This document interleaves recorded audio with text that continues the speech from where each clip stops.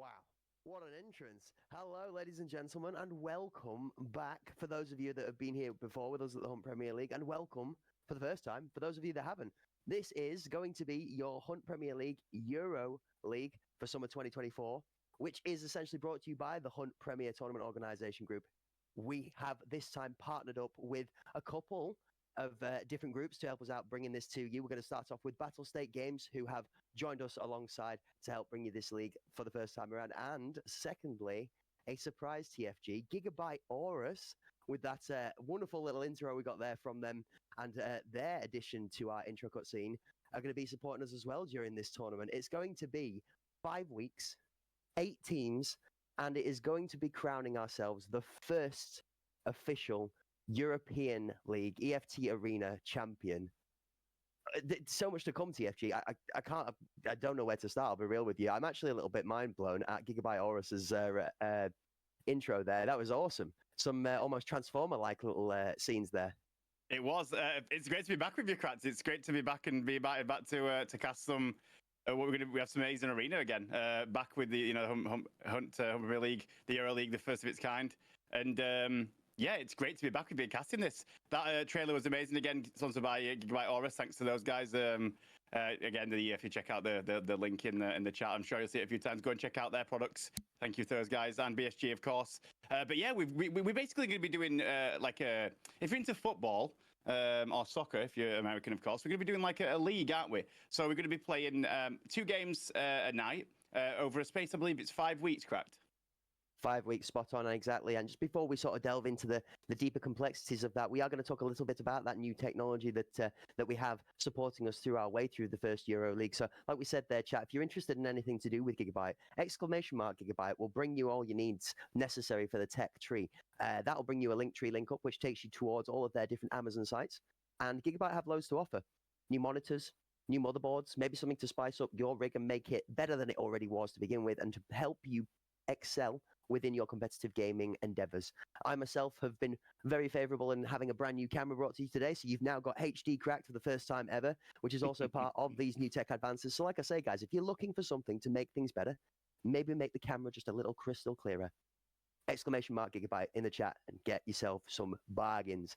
Now, complexity, something that is required in good technology and also within the tournament to help us keep ourselves entertained. And entertained is going to be the name of the next 5 weeks. We have 8 stunning teams that are going to be coming to us live across 5 weeks worth of entertainment. And let's talk about the 8 teams, TFG. We've got XPA in there, Sicario, ITB Shuffle, LEDX, and a couple of new guys, actually, I think that we've seen. We've got Pandaria, I believe that is there, VPN. And I'm going to double check the name on this one. I've written this down because this one's not at DreamHack. I don't know whether they were actually at DreamHack. Maybe they were, maybe they weren't. Yeah, we'll find out. Yeah, and then a final team, TFG, those friendly guys. My own team, actually. We've thrown our what's the word now? Our hat in the ring, as such. We've been playing. So yeah, those friendly guys are going to be in there as well as we were invited over. But yeah, we've seen some. If you look at the teams at the top, we've seen them all before. XP, Sicario, ITV, all well known within the arena scene for amazing performances across many tournaments and little leagues that's been out since the start of arena, really, right?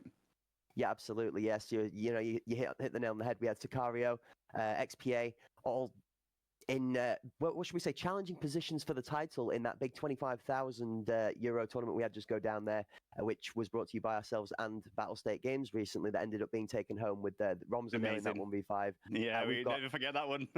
This is going to be one stuck in our memories forever, isn't it? We've got ITB and LEDX TV again, who also showed up within that tournament and performed amazingly. Now, we've got some new people we're going to talk through.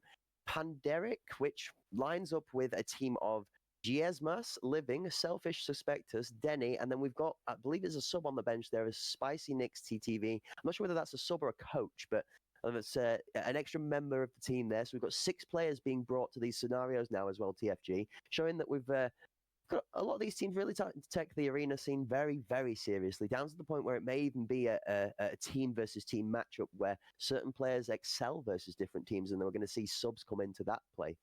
Yeah, potentially. I mean, obviously, it's going to be a long time. 5 weeks of gameplay. Teams are going to need to have subs. We have got things to do, IRL things pop up. So yeah, this time we're going to see each team with six players and able to substitute a player in and out, just to keep it fresh and keep the team strong. But yeah, that's the lineup for Pandemic. We got VPM, we got Willie, Sick Individual, Core, High Fewer, Maddox, and Kenkan. That's the 6 guys that we're going to be seeing for Vaptim. Then we've got a couple of teams, but yeah, let's talk about the teams for today. So we've got Pandaric, they've been invited to this, of course, coming up against a bit of a powerhouse in XP Academy, and that's going to be kicking off very, very soon, I believe. Yeah, absolutely. I mean, XPA were up until they got one of the most astonishing challenges within a tournament we've seen, I think, at all in the EFT scene when it comes to Arena so far. We're unstoppable. XPA were XPZ for how quickly they'd gone through the alphabet, because they'd steamrolled the 24 in between and made it from 1 to 26 in no time without dropping a game. And then 5 Giants put up the fight of the century and made them look like they really could be fallible. And then we saw them fall in the semis, going on to the big kahunas and not quite making it all the way there. So XPA maybe on a little bit of some fire in the background, maybe some scores to be settled, maybe some confidence to be redoubled in their attempts here. And it'll be really interesting to see a great first test of caliber for Pandaric. Yes. How do you measure up against some of the best? Yeah, I mean, you've been invited to the tournament and going up against a well-established team, like you said, they put in amazing performances. But XPA, you don't want to underestimate this brand new team. You don't know, who's in it, how they play. But what's going to be interesting is we've got Blastgang now. These teams are going to start to see strats, and with Teamfight, of course, it's a different ball game, isn't it? It's a completely different ball game. Blastgang has a lot more strategic reasoning behind play. Like, we've got different sites, different ways to play. Fake nades come into play with the table of nades in front of them as well. So these guys are going to be practicing styles and screens. They've probably screened against each other and played against each other already, but it's going to be interesting. Pandaric are going to know they're up against it. I think going into this, going up against XP Academy that have played quite well in previous, hunt tournaments and leagues, etc. They're going to be going to this knowing that they're probably underdogs for this one, but you never know. You've got to go in with confidence. It's the first time we're going to see him play. But yeah, it's the first of 2 matches tonight. As we said, this league, we're going to get 2 matches a night over 5 weeks. Should we talk about where we're going on the first map? Where are we going on the first map? We're going to go to, I think it's Skybridge. Yeah, absolutely right. And I was just about to ask you that question. Actually, Skybridge, we've delved in a couple of games since the last time we've seen Blastgang shown off on stream ourselves. We've had conversations in the background between our DMs and in different voice channels about what's good to play, what's not good to play, and how to approach the first map, which is going to be Skybridge. And XPA is going to be starting defending. I would be interested to find out who chose which would be starting attacking or defending. I'll be interested to see whether the team that chose Skybridge was Pandaric or XPA, and whether that then decides who it is that got the map pick or who got to choose whether they would defend or plant first. But the pitch for me is, we've seen so many aggressive pushes onto the A side for a bomb plant on A that has a lot more malleability around it for a take and a retake. B, as a planting position, seems to be a lot stronger once the bomb is down, because there are so many places that you can kill the bomb holder from as a defending team on B, when you can just then hold from that elevated position down the trains, and it's your game. Like, they have to challenge you up top there close somewhere, because you just have such a good sit position to cover the bomb if the bomb's either stuck static on a player in a poor position around the B plan, or the player's already died and the bomb's just out in the open for you to sort of hold as a point of interest. I would totally agree. I would say that the A is probably a bit easier to get planted. But the risk with that is that you leave yourself. It's a lot harder to defend once you're in there, with it being such a small area. Lots of different angles. You've got the shop, you've got KFC, escalators, there's stairs. But you've got so many angles. B is harder to get down, I think, off the start because of how narrow the lanes are. Of course, you've got the cut through between the trains. But once you get it planted on B and you are the bomb's down, it then becomes a lot easier to defend again, to keep it there and lock it down. There's so many angles and corners.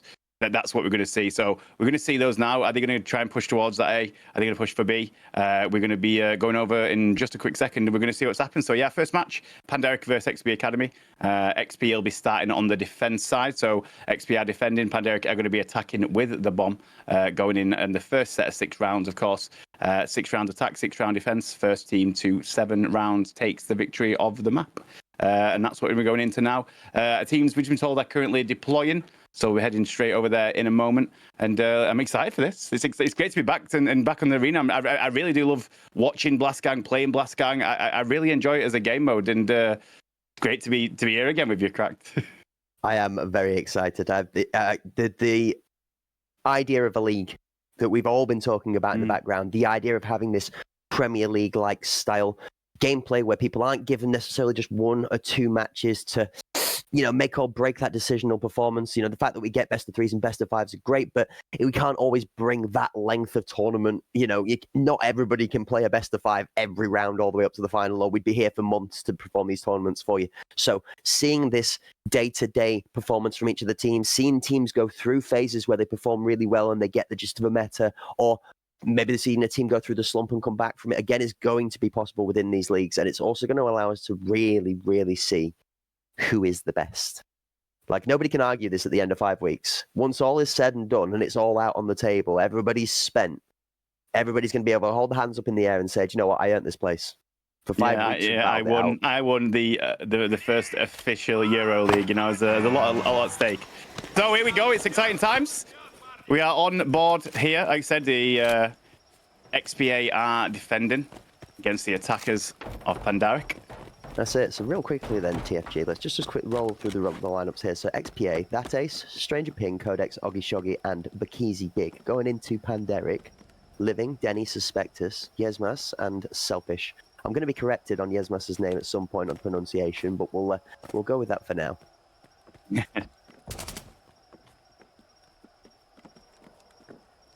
So we are being told, ladies and gentlemen, that this is just a stick puppet animation that our own design crew at the Hunt Premier League has put together before we get into the real match. This is just to get you guys warmed up, to get your reflexes honed in, to get those eyeballs really zoned so you're ready to, watch and fully digest this action. I am being told we are going to get the real deal coming to you soon.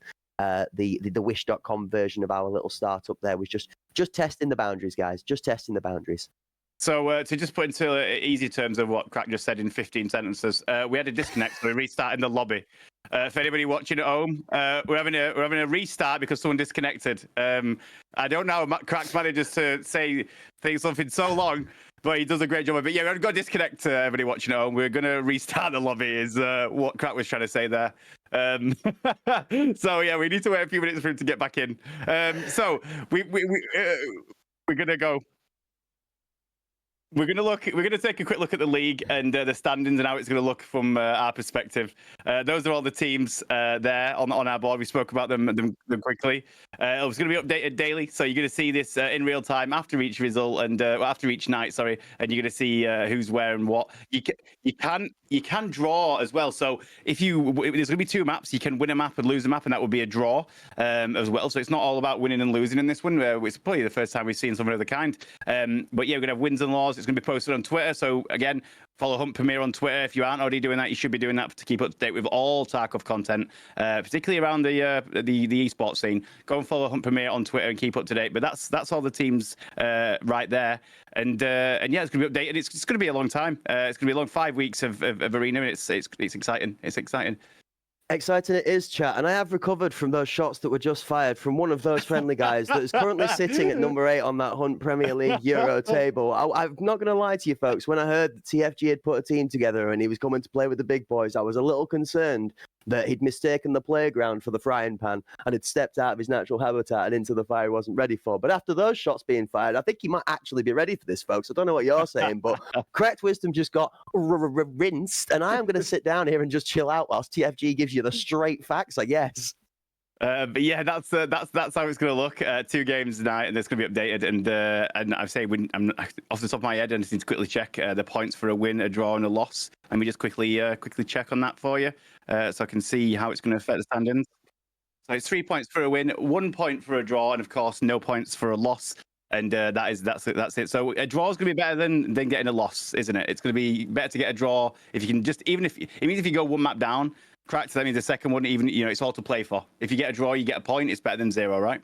That's it. And the scoreboard, just like ourselves, just like the games that are being brought to you, just like all the entertainment that is brought to you here by the Hunt Premier League, it's live, folks. It's going to be live. If you need to find out what the scores are, that leaderboard's going to be updated live for you. If you're not sure where to find it, get yourselves into the Discord, give yourself a solid point to go back to, so you can check on it when you're ready to do so, and shake things up in life, and maybe attach yourself to something new that's going to be very exciting in the next 5 weeks. But any information you need is going to be all over the place, folks, and it is going to be updated daily. Within 24 hours, you're going to see scores shifting as teams are going to be battling it out day by day.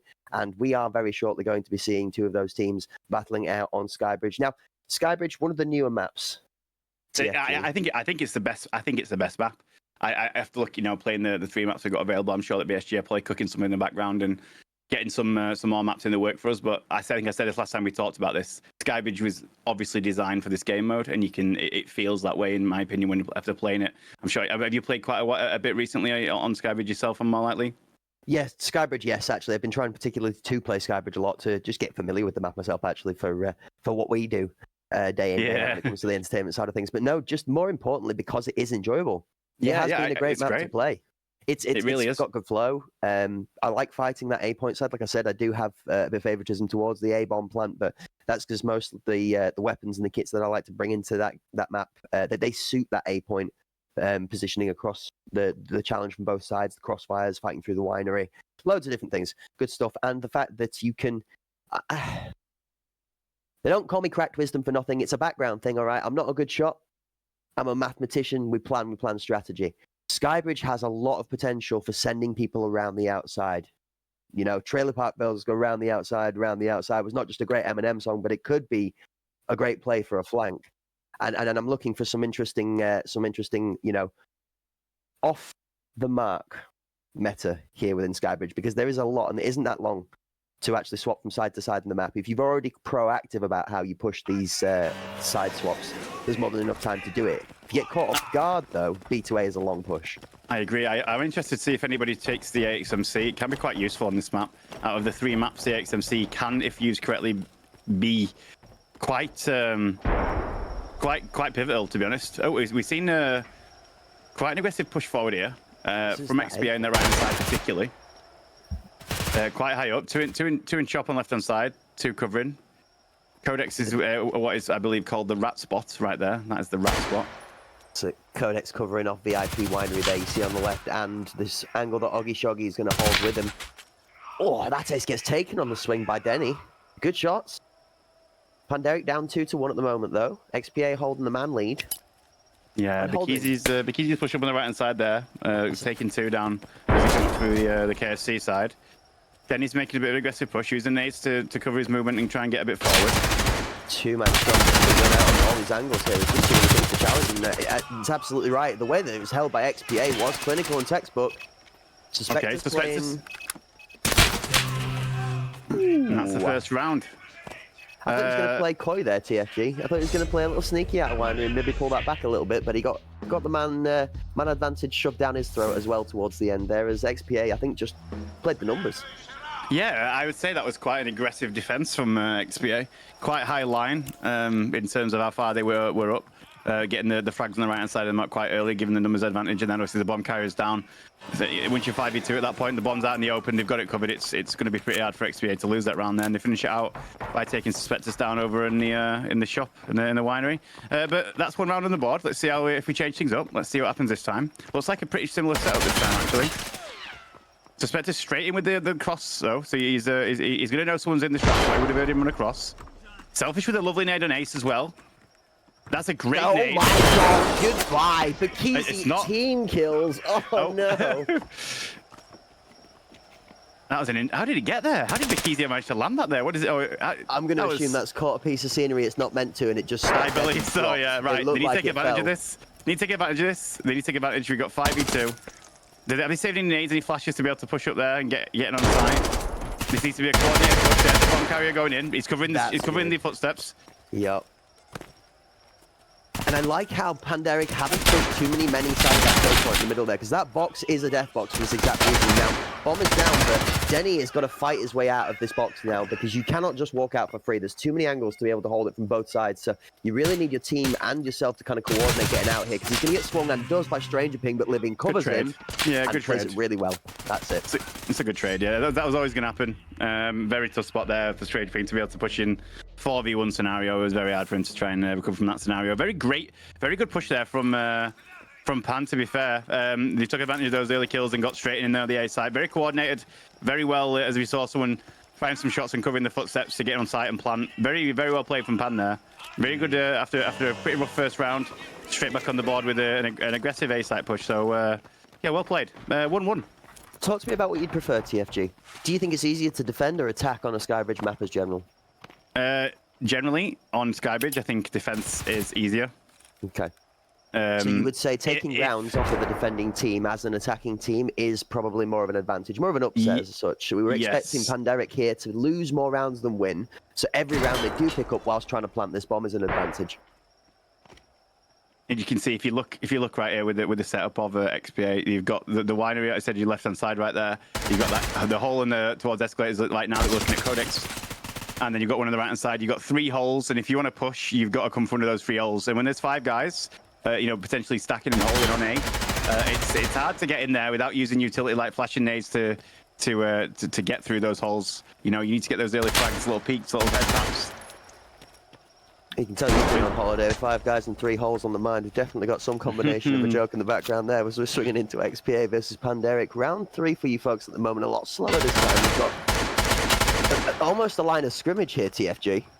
It is. Where's XPA's 4th guy? Where is he? Coming in from the right-hand side. Is he flanking FGs? They're not watching, if he is.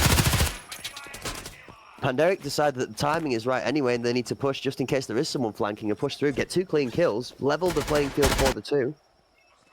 There's the stranger ping. Yaz heard him though. Yaz best heard him.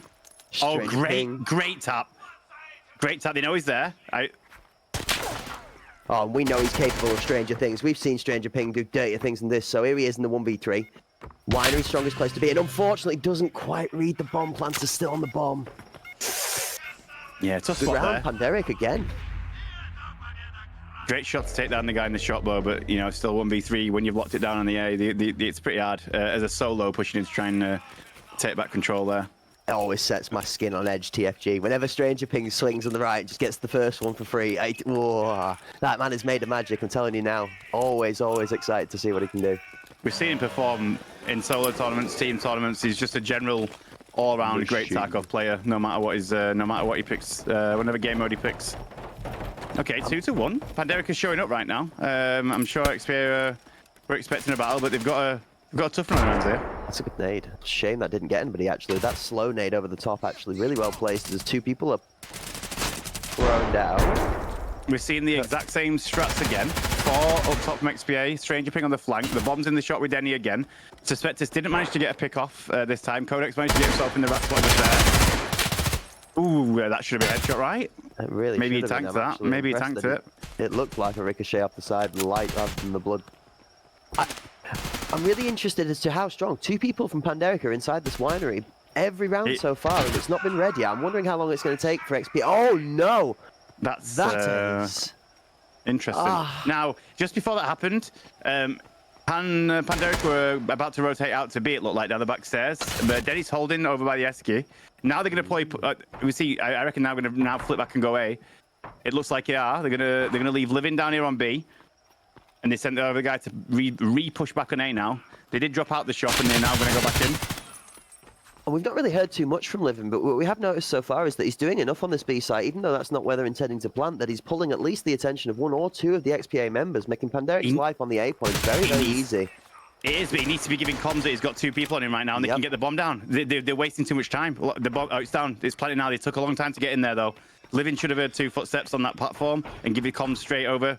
And they should have probably been a bit earlier on the plant, but they got it down. That's what matters. That's a good call, is that TFG? You're absolutely right. The urgency on the bomb plant there really needing to be in, because you don't get given much time, and there is enough time for people to rotate if they realise they're in the wrong place. And they don't even really need to kill Living at that point there. So long as they know he's trapped on his own, they can just run away and leave him be.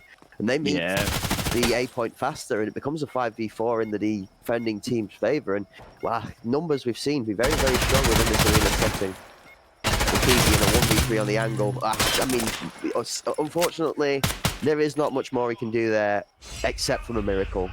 I don't think I've ever planted 3 bullets, full auto, 1, 2, 3, perfect head-to-head without missing, and I think that was what would have been required from the swing there, TFG. It would need to require something amazing there, but 3-1 up now. Panderica absolutely Solid. Cruising. Yeah, cruising, I would say. Yeah, a bit of a blip in that first round, but yeah, interesting. We really well played from these guys. Very, very good strats, as we can see. Adapting to what happens play by play, of course, which is always a good sign of any team. And I like that we've just had a DC, potentially. Okay, we're going to see what happens. Someone's picked the bomb up. Looks like Denny may have disconnected over there, but we're going to continue.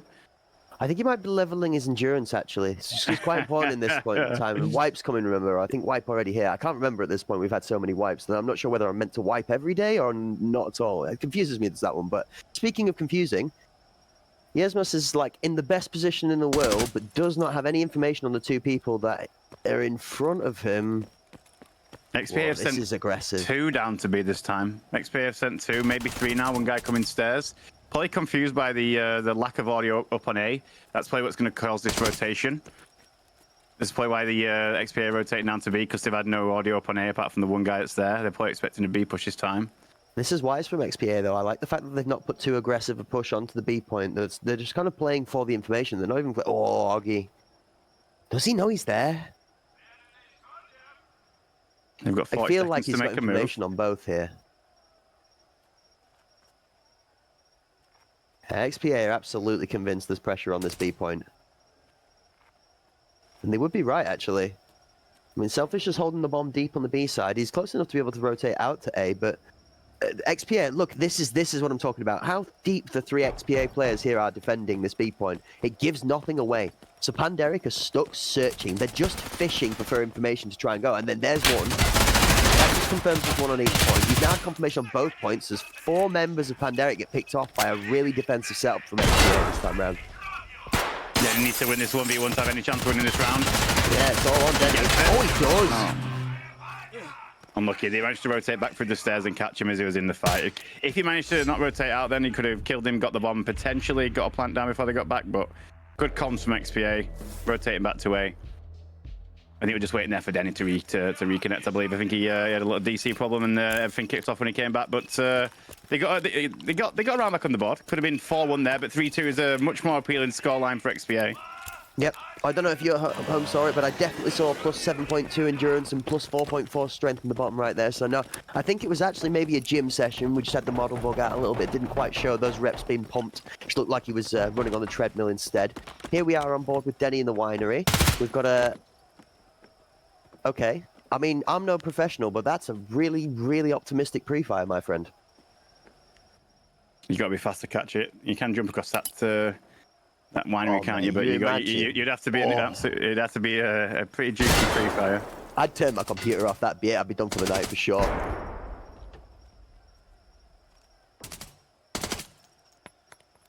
I'm not sure Codex is laying on his laurels, so you're kidding. Oh, the man just went by him, yeah. Oh dear. So the 5 stacking A right now. Bomb goes down instantly from this. One body apiece, XPA into Panderic, and we've got another line of scrimmage fighting over this A point as we watched Codex flat on the floor like a book, reading the grenade like the pages of the novel to the way to play EFT Arena like a pro. Oggy Shoggy holding box in front of Winery. We've got Bakizi back towards the deeper side of A with 2 potential challenges. The plant's in. Bakizi's trying to bait some shots. Yeah. Not sure if he's got a teammate behind him. And they see the bomb planted now, and they're just having to push aggressively through so they can get someone on to take the bomb. Oh, Selfish doesn't know he's there. Great shots from Selfish. Anyway. Oh. That was beautiful. And a double swing! No way! Okay, okay. I actually thought Living had cleaned the 2 as well. I thought we saw double back-to-backs, but it actually turns out that the double swing was just slightly uncoordinated from XPA, and it was Codex takes his teammate through whilst trying to challenge. I think that's the 13 kill from XPA at this point already. Already 6 rounds in. I think that's the 13 kill we've seen. Unlike XPA, honestly. I didn't realise that when we were training in between tournaments, XPA were levelling up friendly fire. I thought that was a characteristic we were avoiding, but it seems like XPA are maybe giving Panderic a little bit of a warm welcome to the Euro League. You know, it is the first time here in this professional setting, so we wouldn't want to scare him away in the first game with an XPA absolute storm of a match. So fair play to An XPA. absolute huge B push. They've gone for a massive aggressive B push to try and switch it up here. I like this. This is good. Mobile. We're deep already as well. The bomb's in. Now this is that B plant we were talking about, TFG. What a nade from Bakizi though on the planter. It was, but Denny is disconnected as he was planting. Denny seems to be having some connection problems. He was planting, then dropped the bomb as he DC'd. So he was just stuck there, I'm afraid. That's unfortunate. Still, just only lost one though. Bomb's down. Bomb is down on site, not down on site, but he's dropped on site. Is more like the word out what to use. Strange Pig with a lovely little pickup there. This is where it gets a bit tough now because the bomb is in an exposed area with multiple lines of sight towards it and a very, very hard challenge to get around to a better position.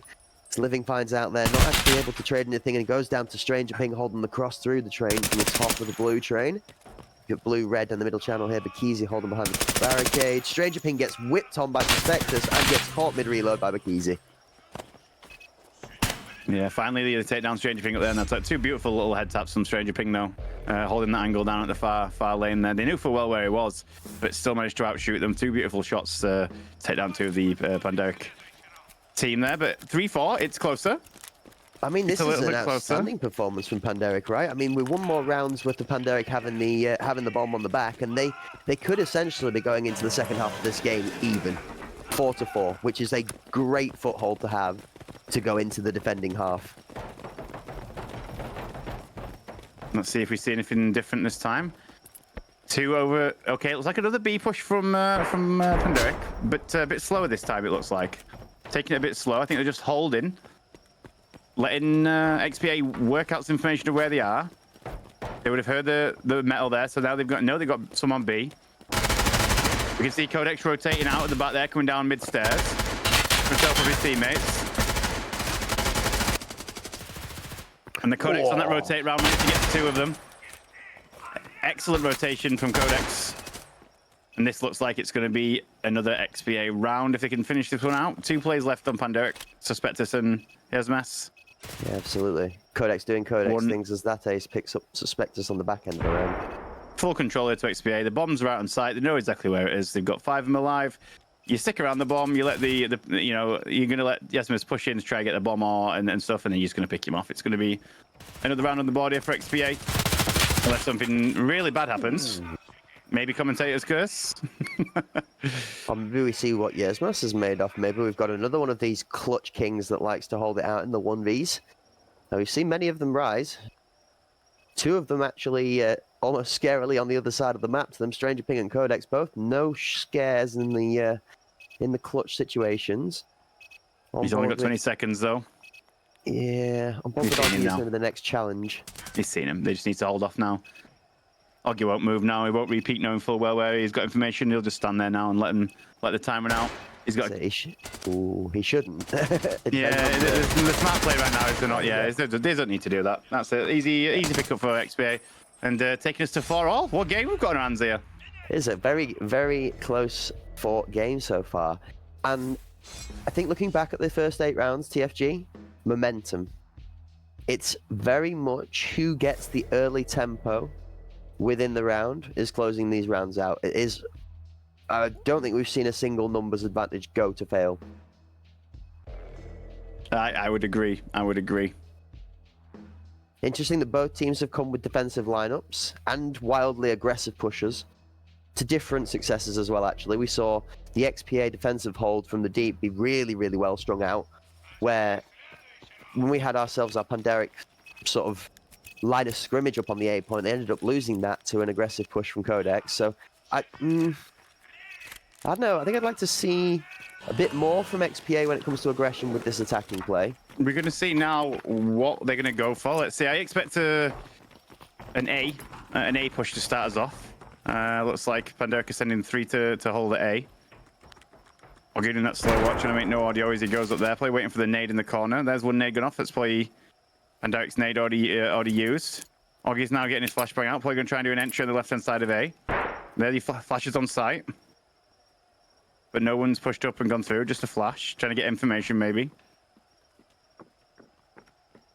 Just interested to see what platforms we've actually got people carrying again in this as well. Looking at some of the... I like to call them multi-purpose weapons, close range and long range dueling kings, such as both of the MDRs on display here, the 5.56 and the 7.62 MDR, getting involved in the 2 kills going down from XPA on the Pandemic lineup here on the A point. See a good That's a great nade. Oh. Perfectly timed, well weighted, using utility as they try to get the push here. Great nade from Make Easy to start off. Shoggy's pushed in. Oh. And that's a great round from XPA. I mean, talk to me about utility, TFG, because this map really does lend itself to those late grenades, the underarm short throws, to be able to pick somebody off that's holding one of those negative angles that's almost facing into where your team spawned from, right? Yeah, I agree, and I think it's something I mentioned when I first started playing Blast Gang is you often see those early nades getting certain particular corners and nade spots from the start. But I reckon at this level of play, everyone should kind of know about those spots, and they'll be waiting and delaying. I think saving utility for later in the rounds, particularly using it as an aggressive push. Like, for example, we saw Bikizi using that underhand grenade, then taking down with the left side push. It worked absolutely perfectly for the guys. I think using the nades later in the round, particularly if you're attacking, and using it as a strategic push as a team on a particular site is the best way to use them. But if you're really good with the early nades and get them into certain corners like KFC over there, like into the winery, etc., you can get some early frags as well. It all depends on how you choose to do it and what strats that each team chooses to deploy. I'm enjoying throwing a nade, but I find if somebody else is good at the same grenade or the same line, that we always tend to trade. I find it very commonly that my nade gets the guy, but I also die to the opposite nade as such. So we see XPA taking out an additional man. 3-2 here on this A point with quite a set of aggressive swings from both sides, actually. Levin's just pushed up and he's just trying to get an angle on this bomb. He knows that if he gets up to those stairs, he's going to be able to hold those stairs, and XPA not be able to get up to that bomb. But there's only 2 of them. He's being run down now. And for those of you at home that maybe aren't so familiar with this game mode yet, that audio you can hear is the bomb just ticking away. Both teams will be able to hear that, so everyone knows where that's sitting right now. So the XPA lineup know where they need to get to, and Pandemic knows they need to hold. 2 strong challenging into living here as that ace picks the kill off. 1 man left alive now to protect. The bomb is picked up, back on the back of our that ace member from XPA. XPA now going to try and retake, get onto the point within the A point as that ace starts to plan. Oh, lovely little throw there, and lean over from Bikizi. Lovely shot to finish the round off. Interesting there. I thought a bit of interesting play there from Van Der Eyck when he had the location of the bomb there. He obviously peeked and saw the guys coming from A site. I thought he would have run down the stairs to try and give his teammate a bit more time to get up behind them. As you saw, Denny was coming up behind them at the A site. Interesting, he went to re-peek it and catch them. I thought he might have just backed off a little bit down the stairs maybe, to and just trying to give his teammate a bit more time to get close to him and defend as a 2 as opposed to as a 1 there. But of course, he took the challenge on. Then he was taken down and left Denny on his own to try and save the round. But here we are. XP has swung back now, 6-4. I think a little bit more breathing space would have been the right call there, but you can't fault the XPA play. I mean, they pushed in aggressively to reduce it to a 1v3, and then instead of chasing the last kill off, they turned for the plan, which was, the percentage play, the strength players. We see multiple people falling over here on the A point. 3 members of Pandemic go down to XPAs. It seems like maybe XPA were just a little bit slow at the start here, TFG. Now turning all cylinders on. Great shots from Yersmas as he gets one, but doesn't quite clean up Bikizi on the transfer. Bikizi holds his ground, left in a 3v1 here, so XPA to claim the map. Oggy Shoggy with the device, planting, 2 seconds. The bomb's down. That's a great nade on Denny, almost dials to it, but manages to dip around the front of it. Actually gets a second throw at him and jumps away from the second. That right there is the saving the grenades in utility late in the round and why it helps you. He's got to get challenged, and unfortunately, Denny just left with too many what-ifs to have to handle. I mean, what if grenade? It came, he moved. What if grenade? The second one came, and he moved again, and then you just forced into one challenge, which somebody's going to be watching that lane. 7-4. So it looks like I must be mistaken on the scores. It's 8 rounds per side, and not 6 that we regularly see in the ranked and unranked game modes. Of course, 4 always then we made the switch over. So if my science is right, that means that the win condition is how many rounds, Cracked? Please, my brain if you were 3-3 and we would take it home at 7, Then we're going 9? 4 to 4. You would take it at 9, yes, with a 2-game advantage. So if we go to 8 and 8, it is, yes. So it is MR9. Yeah. Okay. Yeah. So we need a 9-round victory if we decide to take this home. It's easy with 2 quick kills. Stranger Ping picking up a 3rd. TFG. I don't know about you, but if you've opened the door to the kitchen recently, I can smell XPA are cooking, mate.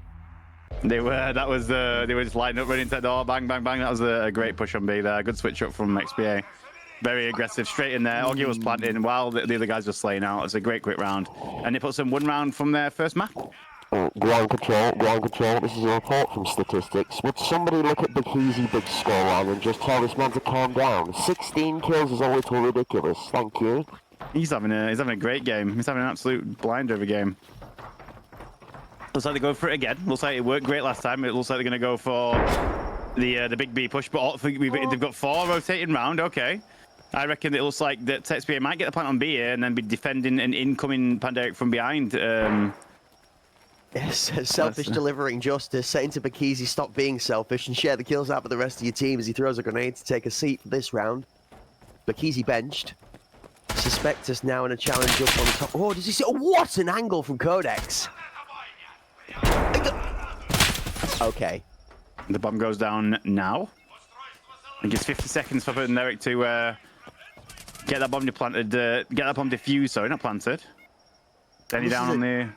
This is such a hard push. 2 are strong in the train.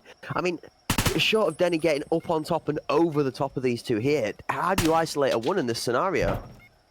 It's very, very difficult for Denny to come out the victory in this particular moment. 27 seconds, he has to get 4 kills and a defuse. Oh, he's going to timing that ace. And he doesn't win the challenge. There's good read from Denny. The right place, right time. Not able to land the shots, and XPA close it out. That's 9. That's 9. That's 9, and yeah, so that's our first map off. We're quickly going to switch over now to our sponsors, Gigabyte Aorus. I'm going to show a quick trailer, and we'll be back in a quick moment.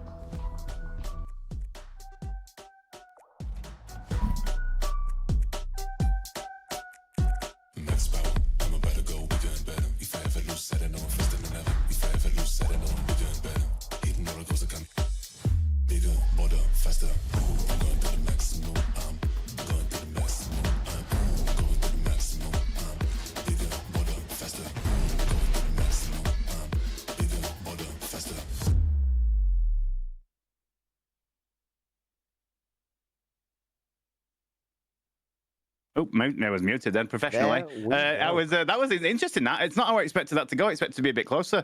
We saw Panderic putting up a great start to that. Yeah, I think at one point they were 4-2 up, I believe. And I expected it to be a bit round for round, but XBA got into the groove. Bakizi, I don't know what happened to Bakizi. He went off, didn't he? And then all of a sudden we're looking at a 9-4 victory, I believe, to XBA in map 1. Yeah, I mean, doing a bit of crafting in my head, I feel like we might have seen them fall prey to a little bit of inexperience. And actually, it's what we would have expected. I think the story told the tale of what we expected to see in this match here, which was they've done their preparation. They're clearly meant to be here, more than bringing enough talent to the table across individual members, and definitely some aggressive plays out of the spawn worked out really well. But I think once XP had got the read of this maybe one-dimensional approach to the Skybridge map, they were starting to be more aggressive than they were to their pushes, and that we saw it just unfold in a catastrophic collapse of 4 rounds in a row with XPA, really pushing a strong close. I won't take anything away from Panderic, a really great performance and a good introduction to them here, so I'm going to be excited to see them going forward into our second match, which is going to be on Bowl. Yeah, Talk to me about Bowl. I mean, yeah, I just want quickly mirror your comments there. Taking 4 rounds against XPA is a great introduction to it. You got to be proud of that on the first map. And of course, they're not out of it. They couldn't get themselves a draw if they managed to pull out the next one. We're on Bowl. So Bowl, again, it's a map that we've been around in Arena for quite some time now, and it's just been adjusted and made into a Blast Gang map and style of map where we've got the A site, we've got the B site, same scenario. We're going to attack and defense. And map tool is going to be Panderic are going to be starting on the defense side. So XP are going to be attacking on ball first. Yeah, absolutely. And I mean, again, two very different points when it comes to where we're going to plant, how you can approach it, and how safe it is to be able to recapture or take the bomb away or deactivate that plant. The helicopter is an interesting point here, playing around both sides of the helicopter. In fact, actually, it's so interesting from playing normal bowl, because normal bowl, you can travel through that helicopter and it's seen as such a focal central point for the map. Whereas in the Blast Gang version of bowl, it almost isolates the two sides of the map completely apart from each other. You can't play through. You have to be very, very decisive in your play, either around the back or around the front of that helicopter, if at all, which we have seen, especially in some of those, okay, we're kind of trying to push against the curve of the tempo. We need to throw something, throw a curveball out here. The 5-man slam on one point, and it catch off guard 2 or the 3 remaining members that are just hanging out and sort of maybe overwatching.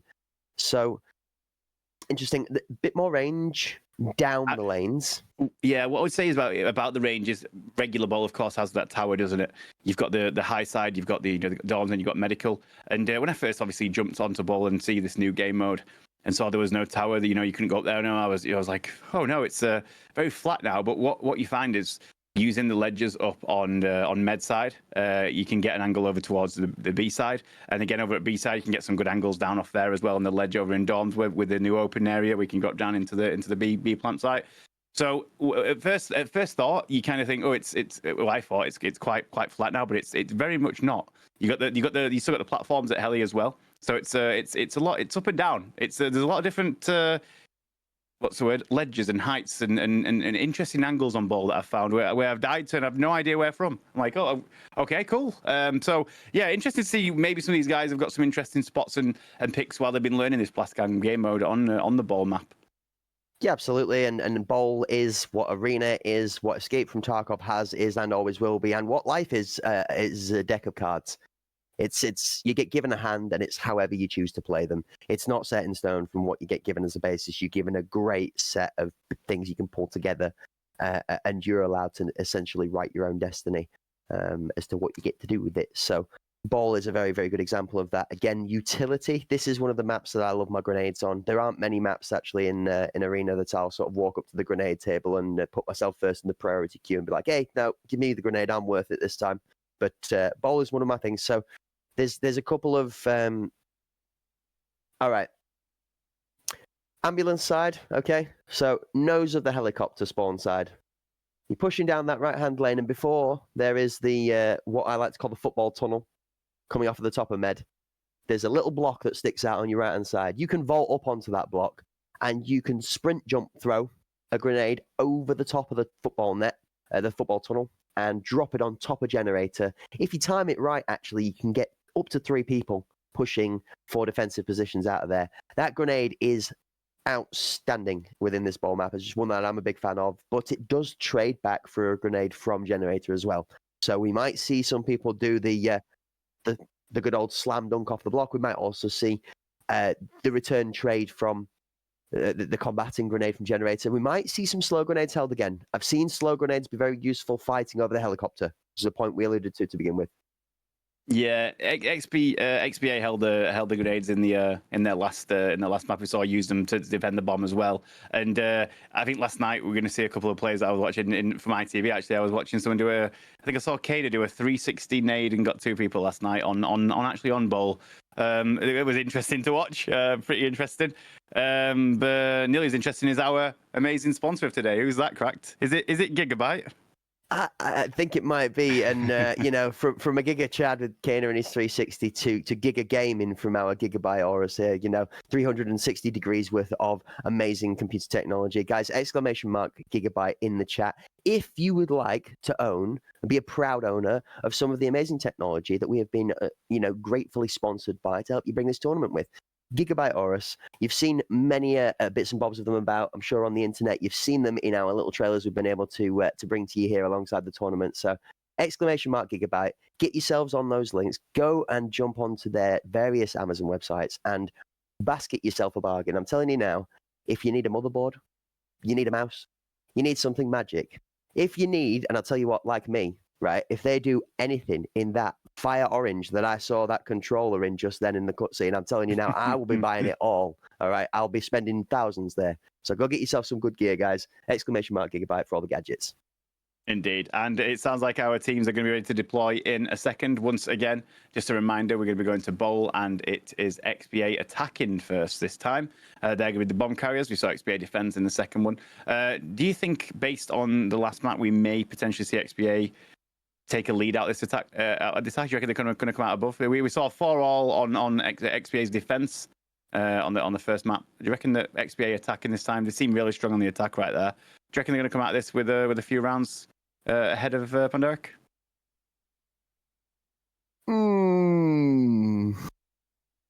I don't know.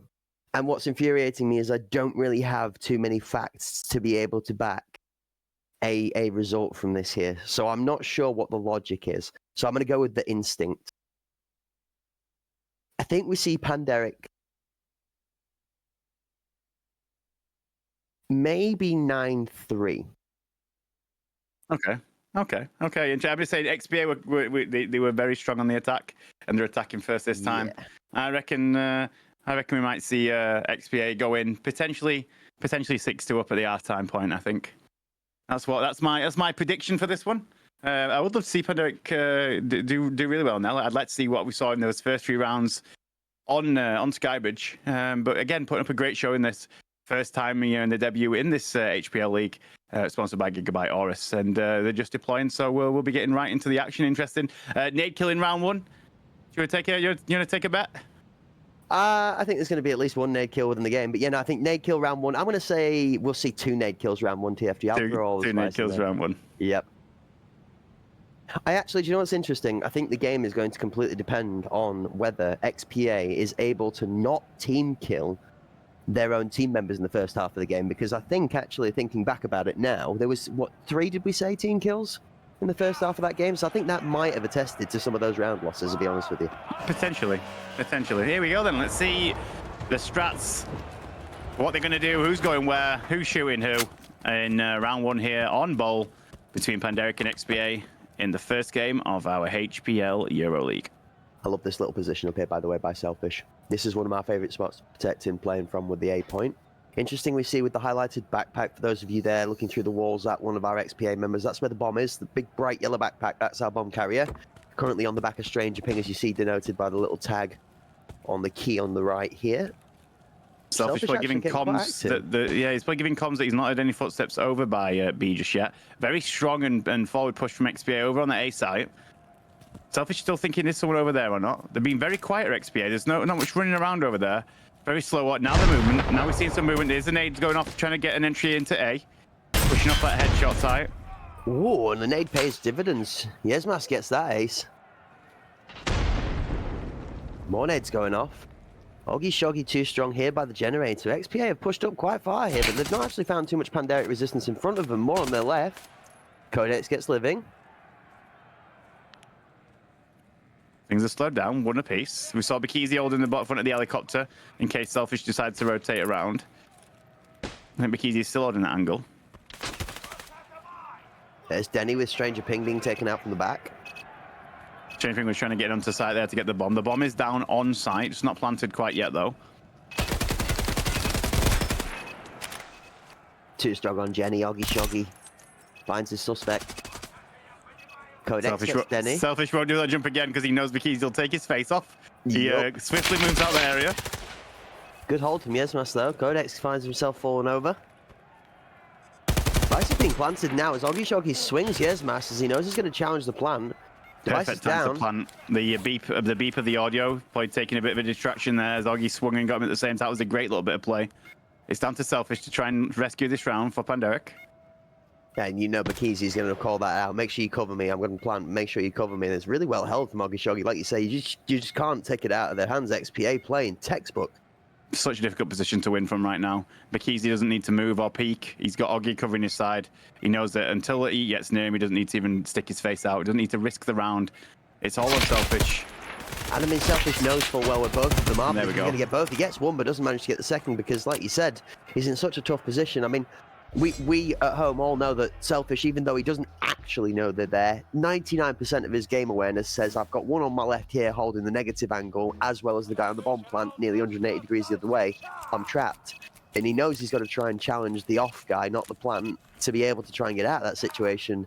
Then you add the pressure of time on top of it, and it's just difficult. It's always difficult to take two of the guys there at the same time. Of course, he gets one, and then the guy just swings in and takes him. It's a difficult position to win from if you're in that site and you're trying to get into the site to defend it. But it was good effort, and first round to XPA on the attack. What a nade from Yesmus. Stranger Ping, who's now seeing stranger things as he falls over. Codex gets living, Yesmas gets that ace, Denny gets two. Oggy Shoggy and Codex both falling down. Great little double there, mid. Locking it down. Numbers 4v1. What a response here from Banderic. This is the Banderic I was hoping for. Now we just need to listen. We need to get comms and work out where this last guy is. They know they've got numbers, and they just need to just hold and wait the white round out. It's a bit easy. He's slow walking, so they're not going to get any audio from him right now as he tries to make his way up to the A side, down the back of medical. And although Denny hasn't heard him.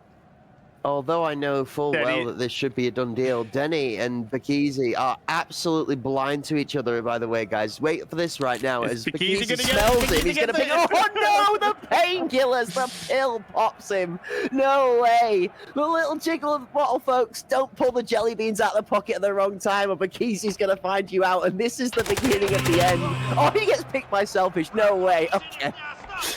He kind of reminded me of the clip recently. Have you seen from Counter-Strike where the two guys smoke and then they walk by each other and then just stood defending each other in an open door? That was it was kind of weird with those scenarios there. I was about to get the wind-up monkey out with the cymbals and start playing the Benny Hill music. We were going to go for a full 360 there. I was kind of hoping they were going to cat and mouse the vehicle a bit more before they did, but good lord. What happens there, though, is once Bakizi had given up that location, all they had to do with the other guys would just know where he was and just hold it down, and it's an easy round win for those guys at that point. Early nade from Selfish over into medical again. Trying to repeat what Yesmas did, but he doesn't quite get it. Looks like XP are a bit slower on the push there. Again, it looks like an aggressive A push down the back of medical. They're already on site, looks like, making a really aggressive push now. I think it's going to be the first time in Tarkov ever we've seen a painkiller bring more pain than relief within the space of 2 seconds. Oggy with an absolute abomination thrown towards the back corner. That ace swings Denny with a great kill. Really great great utility there. On site. On site. Oggy with the nade, taking off someone down by the back of tower there. Great nade usage. Yeah, that ace then inspired by the mortar strike thrown out over his right shoulder and swings with a nice clean pickup for 2. Puts XPA a man up at an advantage, and I'm going to say, if he'd have had to Codex there, I would have felt the pain from our friend, as Codex actually does get the better of living, though. The great response. And Bakizi takes Selfish out. XPA 2-1 up. These are a lot quicker than I expected for a ball map, TFG. I actually see ball being played a lot slower, but both of these teams not willing to back down and play the slow game. They're wanting to get really stuck in. Yeah, and I think the catalyst of that was that nade from Oggy, and then obviously that forced the push in from Pandaric, try and get to that headshot glitch box, and next thing you know, the round's over. So yeah, great usage of the nades there to get that round popping. No one's gone B yet. We basically seen B completely being ignored as an option. They're still continuing to send someone to defend it, of course, but we are seeing a 5-man push all 4 rounds now from XPA over by this A site. And as I say that, Bakizi goes mid and potentially over to B. A high push here from Living, as you see, just behind the ambulance. They've done a high push over into med, trying to contest it a bit earlier. Bakizi playing from a really interesting angle here on the side of the helicopter. It's really exposed if you get caught out in the open, but it gives some great angles, like you said in the pre-game commentary, for that little bit of elevation just to add a different level of depth into the 2 lasers. Codex nails Yesmas over the box and brings Stranger Ping a free entrance to the A point as the plant goes down. It's a good attempt at a grenade from Selfish, but just went flying by him, didn't it? Again, tough spot here for Selfish. If there were economy, you'd be running for the corners to save your kit, but fortunately in Arena, no such nonsense here. You're allowed to go and try and best the 5, because, well, I don't think you can best the bomb. Sorry, mate. Again, Again, utility being really, again, tiny little things there, you know, that we see at full speed. Bikizi had no reason to push and fight him there. He gave the comms to Oggy exactly where he was. Nade goes over his head, bang, he's dead. Great comms and great play from XPA to almost, I would say, professionally take that round without any risk to you know, you can hero it, you can try and swing him and get a kill. But kills and numbers on the board mean nothing. It's all about the team goal. It's about getting the number at the top of the board, not at the bottom. And they played that really well. No risk involved. Professional gameplay and well held out by XPA to take another round on the board. That's it. Oggy Shoggy hanging out the canapes for Panderic into this almost initiation to the Euro League here as he pops out jacket potatoes, hot potatoes even, as the entrance meal to our Euro League, as he finds himself, of his 5 kills, 3 now grenade kills to Oggy Shoggy in this map, as we see one of our XPA members go down to some great gun work from Panderic here in the opener. Oggy, let him cook. Just let him cook. This man's hands are laden with golden eggs as he's throwing them all over the ball map at the moment. A 4th grenade kill now from Oggy. Yeah, he's really been practicing those throws, really picking up those vital kills and getting things going from Oggy. Well played. Our bets are all off now, TFG, as Bikizi... It's all Anything bombs. you can do, I can do better. It's raining grenades in Tarkov on ball right now, as the weather forecast brought to you by TFG and Cracked Wisdom here in this EFT Euro HPL League. The first official chance we're getting to see of these fights, these teams duking it out for the title, and, well, everybody's given everything. Okay, this is interesting. We've not really seen this much yet. 3, 4. Oh, 4. I was about to say not seeing a team having to go and defuse with more than one team member left, but that soon was the case, and it's fallen to XPA just like that. Again, we did see XPA very aggressive on that last map with the bomb in hand, taking down the rounds really strong towards the second half of the map. And we're seeing a great start again from XPA, carrying on with that attack on ball, following up. Pan need to get around on the board here to even find themselves, you know, on the back foot going into their own attack. I wonder if XPA have done enough scrims beforehand, because it looks like this is a very well battle-tested team when it comes to the Blastgang game mode. I've seen a lot of very good structured approach to, once the bomb is planted, not taking a back foot on just holding deep off your side of the point. You've actually seen them flood through the point and push that aggressive urgency to really take ground away from the defending team, so that they have to not only fight through people but defuse the bomb afterwards as well. And they've got so much ground to cover to do that, that, you know, they're just not giving them an inch. XPA not giving them a chance to cook up this plan to make an upset or to defuse, because they're just swarming them.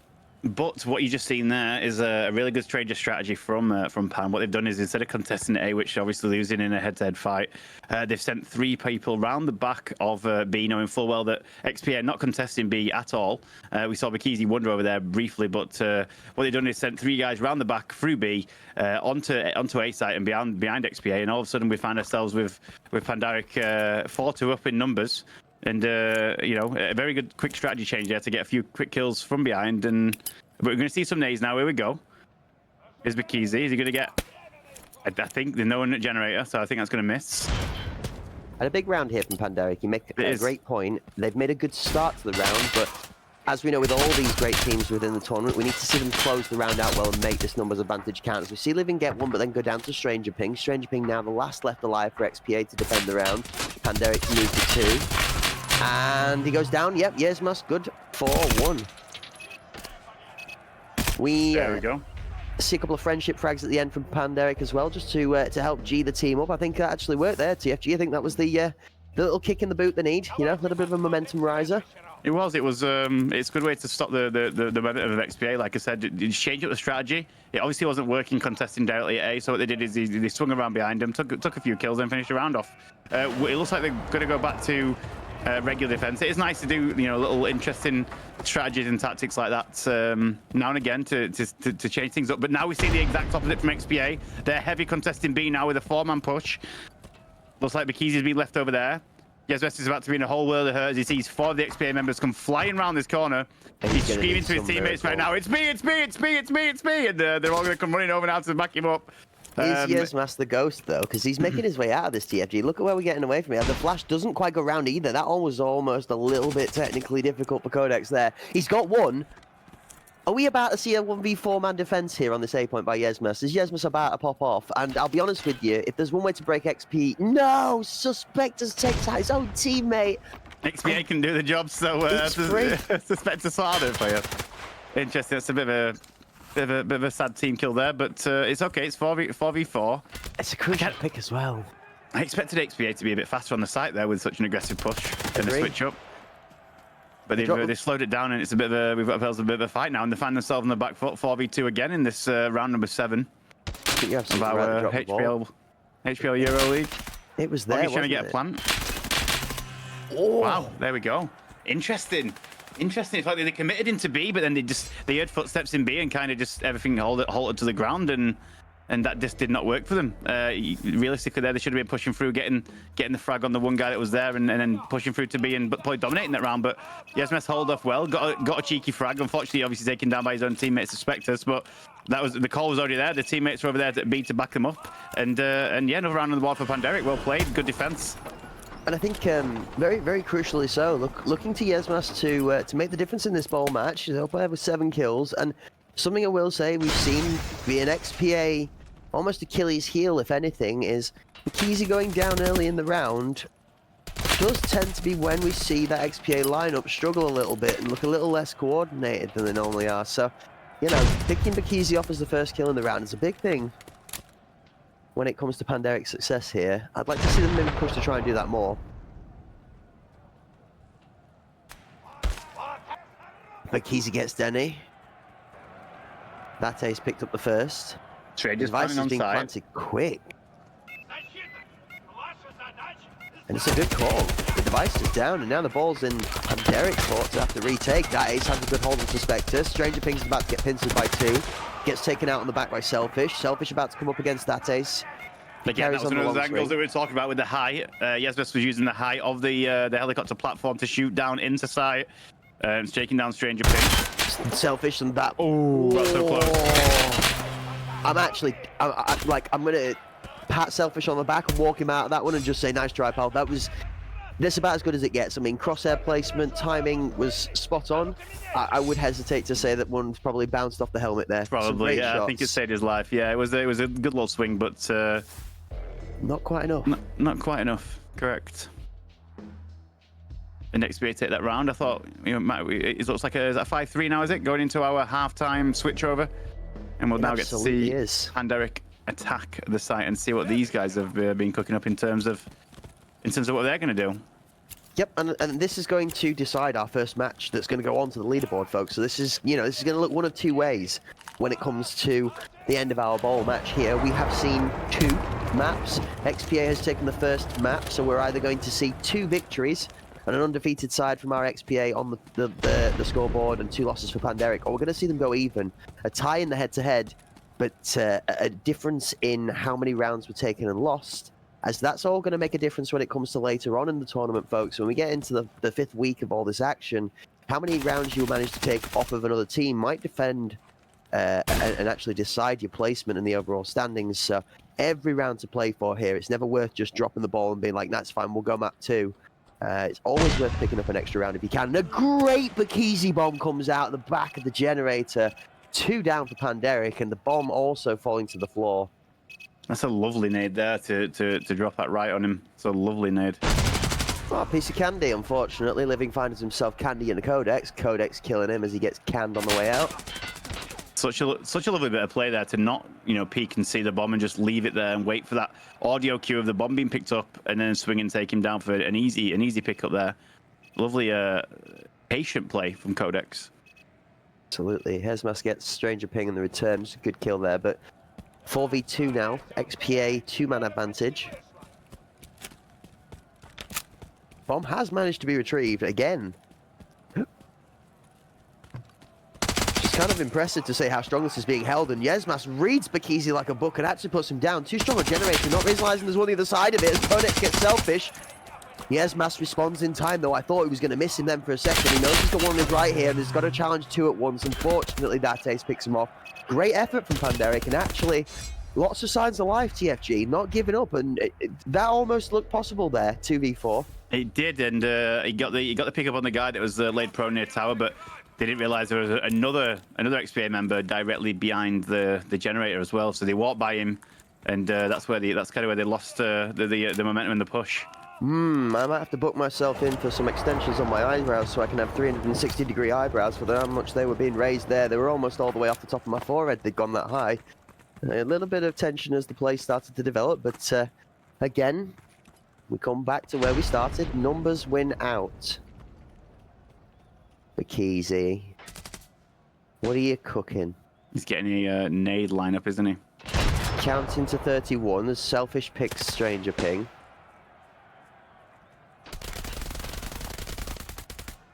He's waiting for the call from his teammate to send it. There's the send. There's the nade. No, where's it land? Maybe it landed in the mid. Maybe at the ambulance, maybe. The helicopter side, maybe. Feels like it was almost played away from this time, as we don't actually see any Panderic members scuttering away from what could have potentially been a grenade either. So it looks like, you know, 2 people at once is definitely a strong enough impression to put on our Panderic lineup that they are now aware of that grenade. Even with the delayed timing, actually. So a good read to be able to pick that off in one grenade. Codex getting Selfish. You see the bomb and one strong by generator, but they're pushing into the trap right now as we speak. I mean, XPA have literally set them up in the pocket. Swings one, gets taken out in the trade. 1v1, that ace finds Yesmas. That goes our 10th round to XPA, 7-3. 2 rounds from victory now, 7-3. Like I said, 2 rounds from victory. Well held there. Well held in the defense by the tower there. Ace with 2 lovely pickup in the corner. With the strength and dominance being shown from XPA, we might be looking at a 9-3, but not the way I was expecting it to go. We always like to back the underdog here, just in case. You never know. Makes for a great story. Having a little nod from Yesmas as he's still enjoying himself and having a great time, enjoying this new EFT Arena Blast Gang mode, brought to you here by Aurus and Battlestate Games, with ourselves, the Hunt Tournament Organisation Group. Doing our super aggressive push on A. Super aggressive push. No messing around. They're getting straight in there. Strange, you gonna get a triple? No.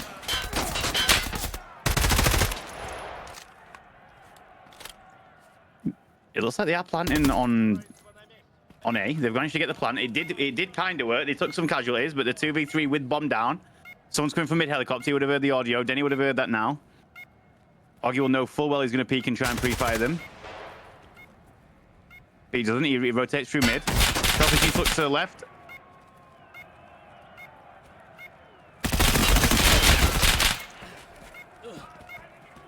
Well played from XPA.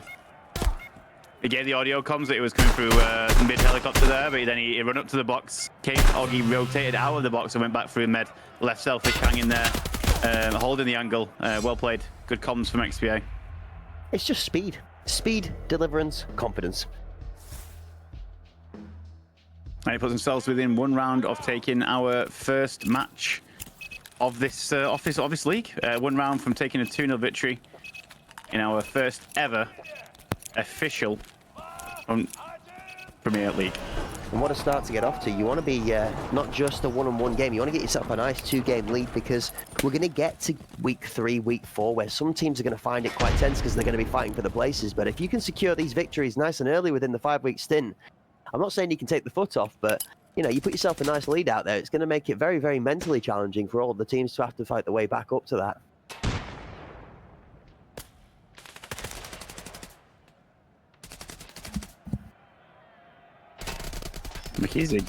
Bekeezy again waiting for the call.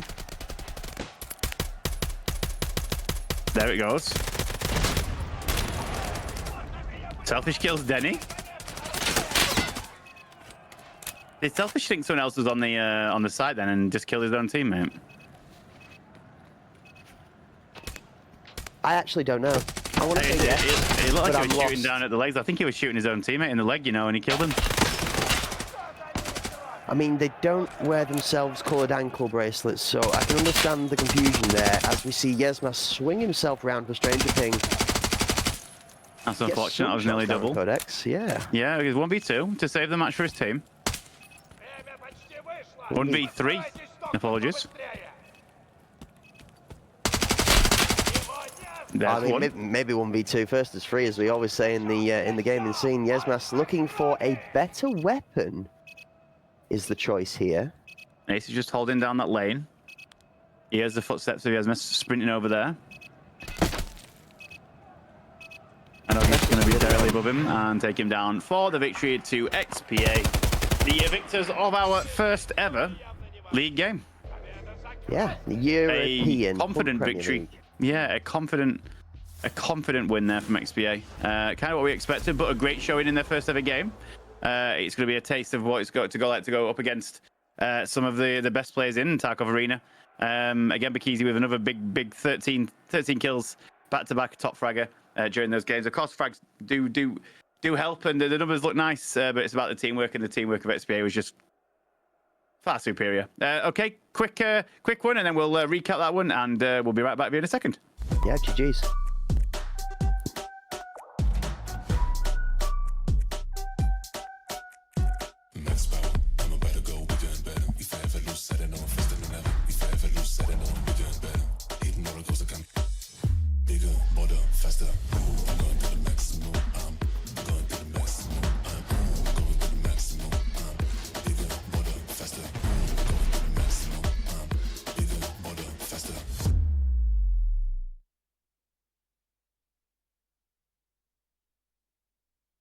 Well, that's it. That's our first game over and done with, cracked. And I think it's kind of what we expected. We thought XPA put in a good show. They put in a good show. Pandemic put up a good fight. But they come out victory 2-0 on Skybridge and Bowl. Is that what you were expecting to see in that first one?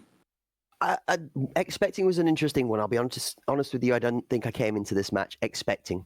We didn't see Panderic perform in any tournament that we've watched so far, and we've seen a lot from XPA. So we had a lot from one side, and we don't need to go off. And I think Panderic more than made a good argument for their case within this European League. Like you said, the first ever official Euro League we're going to be seeing all of our teams participating in. And I think Panderic turned up. So, a good performance from XPA, a really strong, dominant performance. The back end of both games, closing the game out very, very consistently.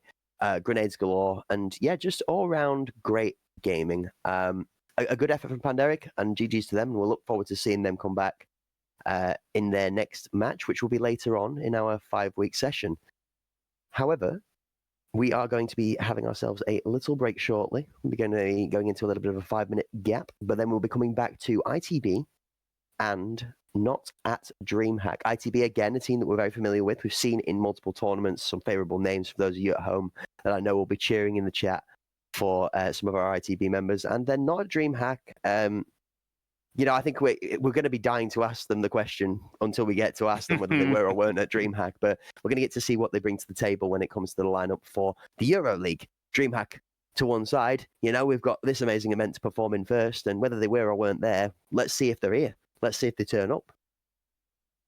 Indeed, and of course, we will talk more about in a second. We'll talk about the teams, the lineups, the maps, who's doing what, who's shooting where. We'll be back in 5 minutes, and we'll see you for game number 2 of our Euro League.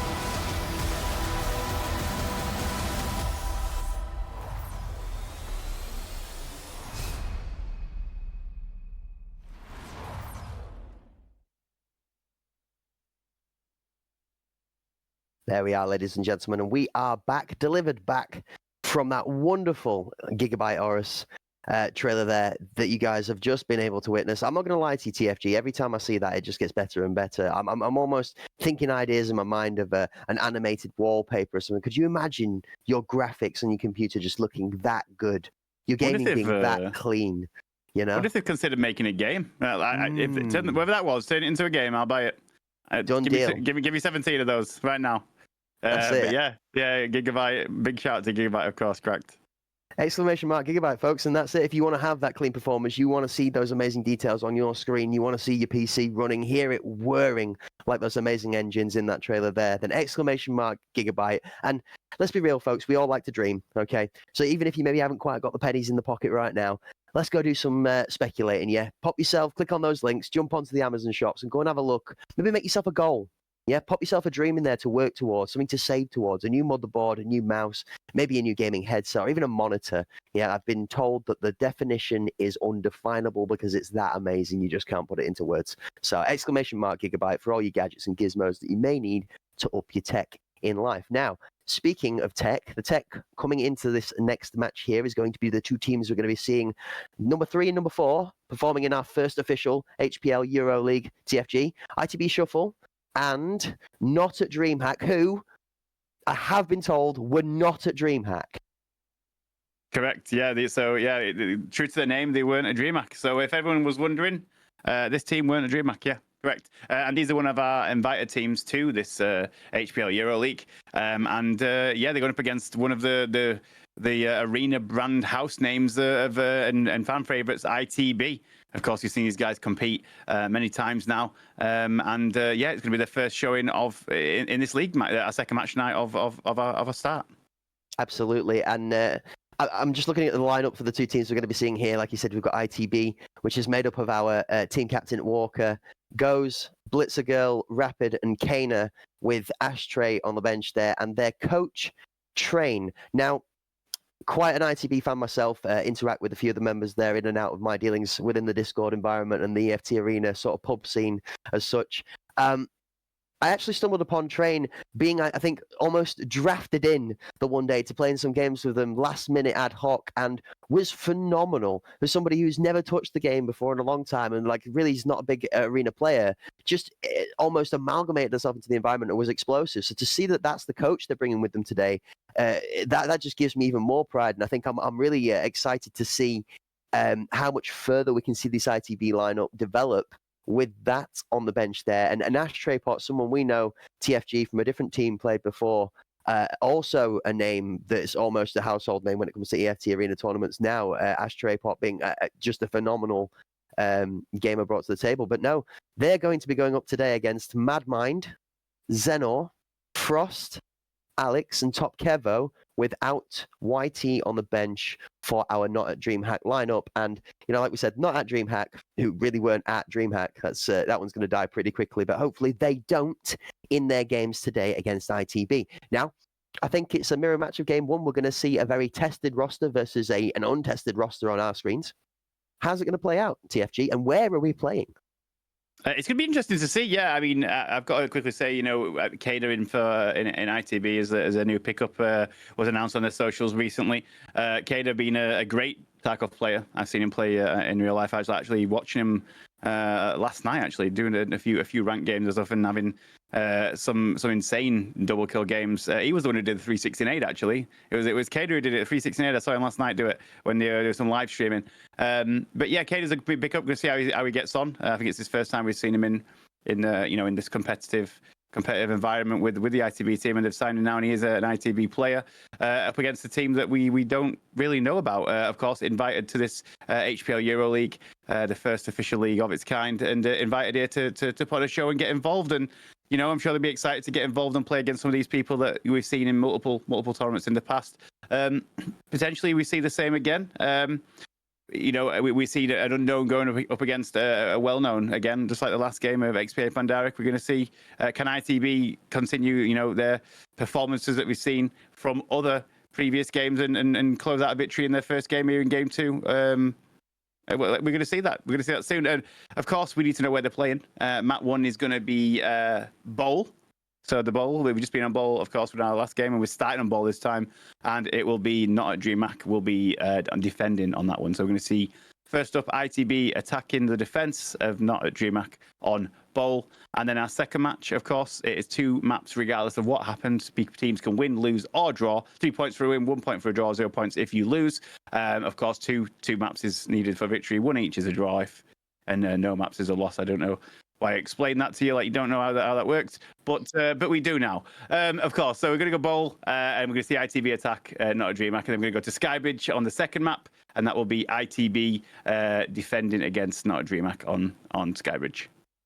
And now who's a man of too many sentences to say the same thing over and over again, TFG? It's interesting how the table turns and the turns table as we are going to be deployed onto the map shortly. The loading bars, unfortunately, probably thankfully for you guys at home, not longer than my ability or inability to produce the smallest of information in the smallest of sentences. So as we roll on in to Bowl V2, shall we call it? So we did just see a great game of ball between XPA and Pandaric. It's going to be interesting to see the different approaches from 2 other teams now so quickly after the previous match to be able to compare the 2. Indeed. And this will be our last game of this evening. 2 games per evening.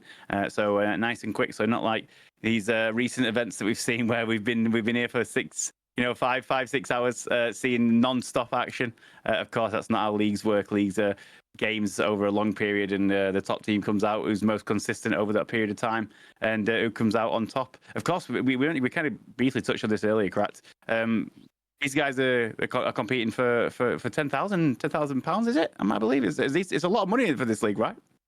It is 1,000, I believe, but you're absolutely right. It's a lot. At the end of the day, the pride from the first official winner of the HPL EuroLeague, we all know is going to be way more valuable than the money take home. But we all are also living in the real world, and therefore money carries a standard value too. So it's nice to be able to pocket a bit of cash as well for your skills and talent. Yes, looking forward to this as we swing on into Bowl, and here we are on board with ITB as we see Walker here carrying the Cobra kit. That's this Val that we see working very well, actually. Again, the Val still TFG. It's coming true to many teams, isn't it? Stays in the lineup. It's a staple in arena lineups. Yeah, the SP6 ammo is deadly. It shoots fast, it kills, and walk with the what's like a nade lineup up towards the headshot glitch pointing. You're kidding me! It was so perfect. Take him down there. Yeah, that's learned. It's perfected, and now they're going to see an aggressive push on A to try and get a plant down. The young rapid. Walker has got the box. Quick flash out before he gets the plant out. This is the ITB aggression I expected on the plant. I did not expect ITB to be holding slow. I expect them to be getting onto the point basically every round and really trying to press the not at DreamHack side, almost to press home and say, you're not at the point either, we're having this for free. Not at DreamHack now find themselves having to try and retake, and unfortunately for Not at DreamHack, Walker closes that out with a really, really commanding first round. A great round from Walker and ATB. Walker with the nade kill on the headshot glitch to push that attempt of a push onto A, getting the plant down, and then taking 2 more members of Not a DreamHack down with him as well. Great round from Walker and a great round from ITB to get this ball started here in our second match. It's actually almost scary how confidently they just shoved that home. That was not a slow push. That was, we are in, bomb is down, flash out so that the bomb goes down. Very well rehearsed. You can tell that one's been taken out of the locker room and just laid on the table for free. Whoa, Nate just misses 2. Both members of Not a DreamHack managing to get actually past the spawn nades this time. As we see a quick trade in the generator, Kana gets center, out gets Kana, Goes gets... Oh. Goes gets a snap on the corner cross, out gets destroyed by Goes. The device goes down again in almost mirror fashion. Blitz takes a bit of abuse from the corner, sends some back. Neither player falls. Alex looking for a way into this bomb site now. Bomb's not down just yet, it is on site. So of course, we're under a lot of fire. Frost taken down on the flank there, just from behind the heli. Trying to cook and not able to. Alex swings, gets one, Goes, gets Alex as Mind. Wow, Mad Mind's got himself into a great position here. This is doable now. In fact, it's almost on his... No, he's going to try and fake the defuse. Oh! The bomb was down. I didn't realize the bomb was down. I thought it was just on site. I must have missed it getting planted. I thought, interesting. Don't think he there. had time, even if he did he? Yeah, I didn't actually see the bomb be planted at that one. I must have missed that. I was looking at the flanker from behind, and then someone else was flanking the flanker. What you also seen, we kind of missed at the start of the other round, is you've seen these teams swap magazines between particular classes as well. You've got the class with the M995 bullets in, and then, of course, giving a magazine to another teammate. M995 being a lot more, a lot better than some of the, using the utilities and sharing the mags between each other to get the best firepower possible. We did see that happen just a second ago on the other side. On board here with Blitz heading over to Dorms. Not able to get the pick up there. Just missed the headshot. Zeno trade with Rapid. Rapid gets the second gun onto sight. Tries to go for the third. There's him over there. Now he's going to hold as we get a plan on sight again. No time, no need. It's over. 3-0 already to ITB. Very, very aggressive. Very forcing this we've seen so far. Yeah, and this is almost how I expected XBA to come into the first game. Yeah.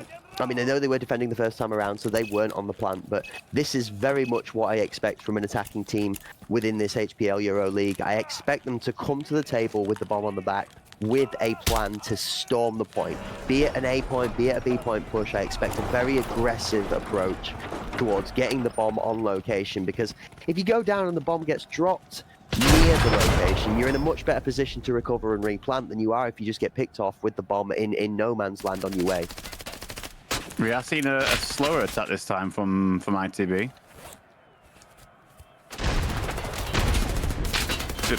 Yeah, they're both spread out this time. Rapid's been sent forward, of course. Rapid with a nice takedown there. Been sent forward to push that generator area. They don't know that they've cleared it. They could actually potentially get on site. Walker with a nade that's been waiting for a while. And now they'll see the aggressive push. Walker goes into plant. As he's planting, he's going to get his teammates to hold this angle. And it's all down to Alex, 1v5. He needs a miracle. No miracle. 4-0 to ITB. This is commanding. We are going to have to label Bowl with a health warning, I think, soon. The mortar mindset with the amount of grenade kills that are coming out on this map. But I'm going to be honest with you, TFG. That merely brings glee to my joy. I think we will agree that we have been waiting for utility to shine within the arena environment, and it merely brings more entertainment when it comes to the rounds. Just seeing the difference in choices that can be made as to when to use a grenade, how to throw it, what the actual purpose of the grenade is for, be it trying to take people out early, covering a push for planting, or being able to defuse. There's so much more to come with the thought process of smoke grenades and molotovs, so on and so forth. But in the present, great shots from Blitz as she picks up Frost on the helicopter. Yeah, it looks like Rapid beat Gen. Blitz has been sent normally a solo to that left side, but we've seen a split this time. We're actually getting a bit more aggressive on that B side. Rapid being pushed up to the generator again, being forced in to try and fight his way through. We've seen there just behind that generator. He knows someone's there. So who's going to peek first? Rapid slow walking. Bomb's getting planted. Rapid practicing his hula hooping in the background in the meantime whilst he waits for the peak. Good wiggle. Mad Mind reads and swings Rapid on the aggressive wide angle. Gets the kill. 3-3. Kana underneath the ramp. Gets sprayed up by Mad Mind, but is already gone. Blitzer gets Alex. Out gets Kana. Mad Mind moving towards the bombs. Got Blitz the challenge first on the left. 2v2. Blitz gets the shots.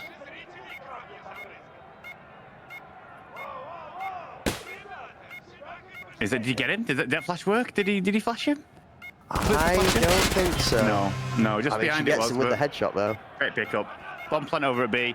That was more like just a distraction at A there. Just a distraction play over by A, so that the guys could rotate out and two of them do some work over on B. Get the bomb down. Blitzer gets to pick up. Great round again. A good little switch up in strategy there. Even though they didn't necessarily need it, it was working quite well. But to switch it up like that and get another quick round of the board, brilliant work from ITB. And I think Train might be potentially on the PC booking herself a flight to the Bahamas to go and relax with a cocktail in hand on the beach with not too much work to do here. The ITB lineup with a 5-0 lead. Not really doing too much wrong, to be honest with you here, TFG. No, I have to agree. Maybe Maybe a bit of nerves from the Not a DreamHack guys. Of course, this is the first time we've seen them on you know, in the arena scene. Lovely double nade there. We saw the nades. We saw the nades cross mid-air and get a person each. Brilliant nades there from Walker and Kana. And the only advice the ITV team's getting right now is don't peak too early. You've got 5 weeks of this going. Rapid knows where he is. Got information.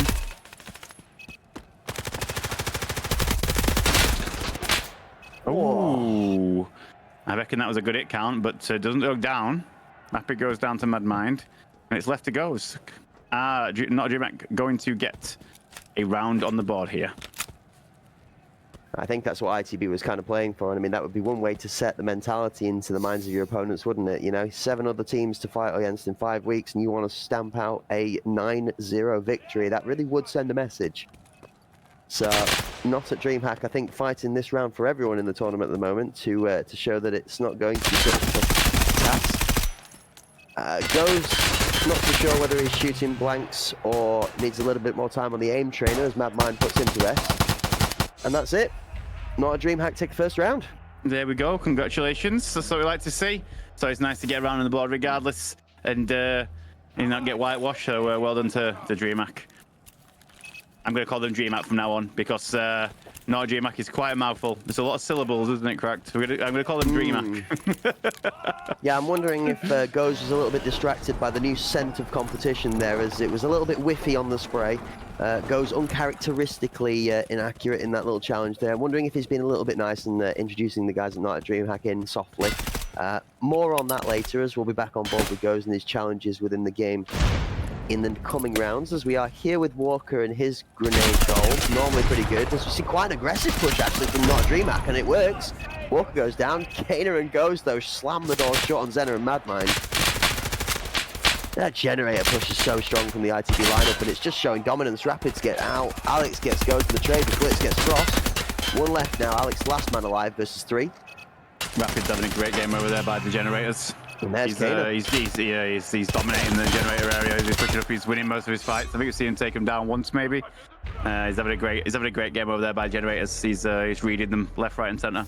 It's so oppressive, TFG. It's just quick, and every time a man falls over on the Not a DreamHack side, 2 ITB members flood in to fill the gap and push up for a more aggressive position.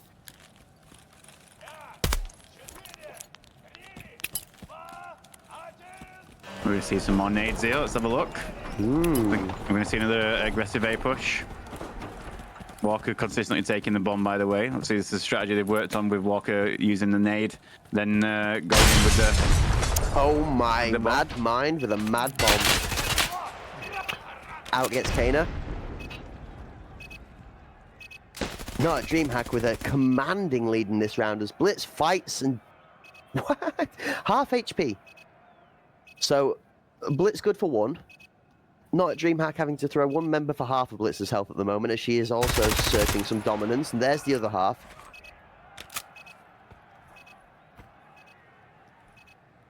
Blitz Ashell kill leader with Rapid on ITB at the moment, as we're on board with Mad Mind with that great grenade we've seen in this round here to leverage an advantage. Goes gets a great pick on Zenna as he's caught in the middle of a vault. They don't need to do too much here, you know. He has to get that bomb. They're not going to kill each other, are they? Oh no, it's Go. Sorry, I thought we were on board with the DreamHack guys. Now, you see, this is where I expect some redemption from Goes here. More than happy to be fighting against multiple people. Swings. Oh, actually reads the throw, but doesn't quite get the kill. He almost won that. He almost won that one.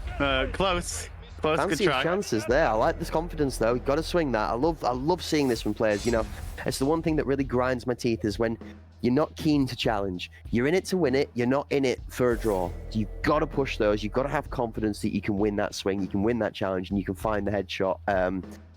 I mean, prone's a topic of conversation, isn't it, TFG? I know there's those within the community that grumble and place because of placement, because we're not doing so much movement. That's fine. Everyone's entitled to their opinion. At the end of the day, it's within the game, and it is an option that you have to be aware and ready for.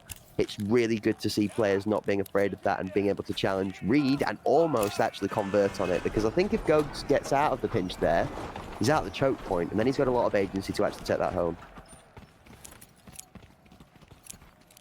So now we are switched up. Of course, the first 8 rounds are over in favor of ITB 6-2. You're now going to see Not a DreamHack's attempt at attacking.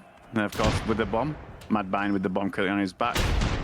Anyway, as unaware, if you look at the bottom of your screens, you've got the team names. You can see a little bag symbol next to Madbind. That means that he's currently carrying the bomb. The blast.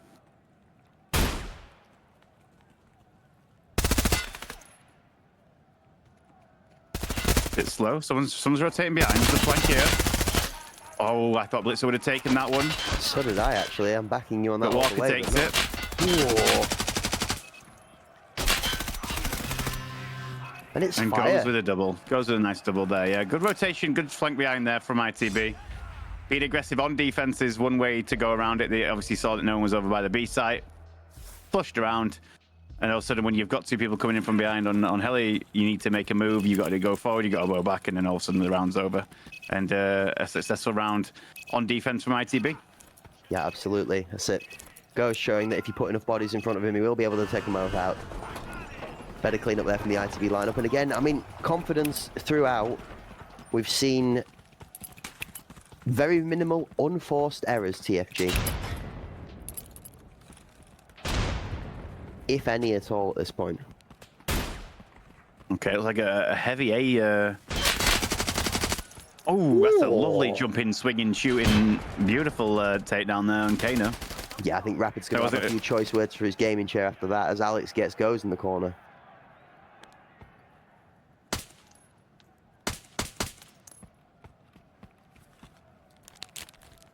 Oh, the flavour of disappointment dying to that. That is nasty. The jump and then the whip and just, yeah, it's feeling abused actually by Generator. It's not a dream hack. Walker's going to the bomb plant, try and jump and shoot him. Doesn't land though. He's trying. He's trying. You got him in the thorax. He's low on thorax. Blitzer's done a big flank behind, but gets taken down. And then a long shot there from Frost from the front of heli. Good round. Good round there. I mean, I think that was because of Out's crazy jump through into mid-bottom tower that really, you know, got the hold in that corner. That kind of pushed through, and yeah, good round there from Not a DreamHack. Well played. My concern is how much longevity a play like that has, though, TFG, because it's very quick, it's very aggressive. I mean, all it takes is a slightly deeper setup from ITB, and you get caught being over-aggressive, trying to push deeper, and you just die with, you know, without even getting your feet off the ground there. So I like the aggression. That's what's making me hesitate at the frustration of this, because the play is right. It's just, how do you replicate it safely? They're trying it again, it looks like. Looks like the potential might be set up a bit more for this time. Yeah, Goes is ready for it. This will halt them in their path. Now, what's the adjustment, though? Oh, that's beautiful. The transfer then was absolutely insane. And he's going to clean the whole lot if he pushes around with this cleanly enough. He's going to see Kane tap in. Kane's good there. We know he's strong in that. Walker picks one as well. So Madmind takes Kane on the return. We're 3-2 now for Not a DreamHack. Everybody's actually fallen over quite quickly until we get onto the point. Alex is ready for the flank from Walker. I'm going to say, can you see him coming around? Okay, cool. And our last one, I believe, is probably Blitzer coming through spawn, I believe. Quite just off to the right, I think. There we go. Interesting. The same rotation that Blitzer made last time as well. But again, that pincer move, well, the angles there we see. The angles that we see there, one on site, one over by the generator, and of course, he had a third one up high med as well. It's a difficult, it's a very, very, very difficult push into there for Blitzer, and mostly ends in death. But all of a sudden, that scoreboard's creeping up. Correct, it's 7-4 now. Don't know if creeping does it dignity, I'll be honest with you. I think the last 3 rounds have been very, very strong. In fact, I'm almost a little tended towards the fact that I would say maybe I would prefer to attack on this map from the evidence that's been given to me so far. Both teams showing the attacking side of the map being favorable to their outcomes. Madmind nearly takes stairs. I think he nearly team killed his teammate then. Just did. He almost took his face off. Goes, finds Zenna on the swing. Great shot, headshot. Whoa, so many people dying.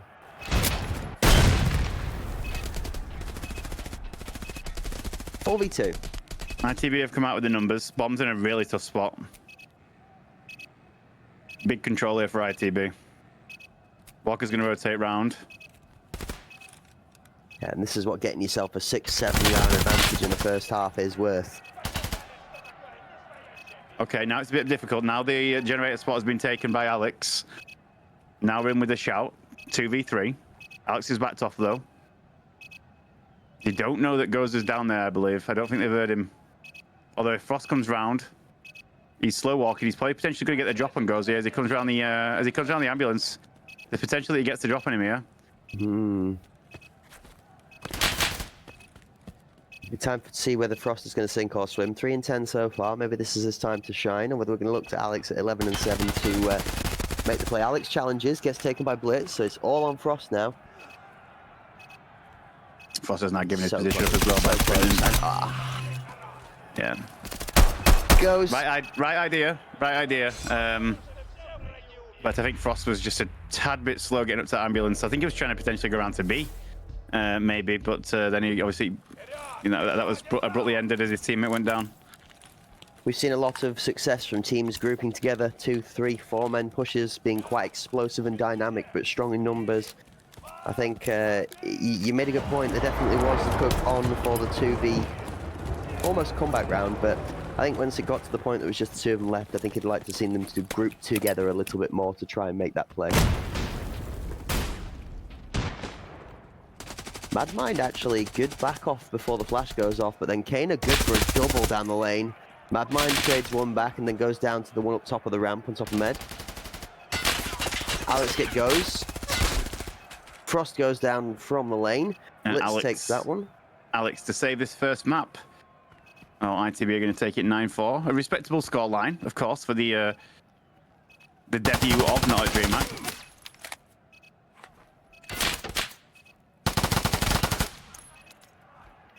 That's some good shots from Alex, is that?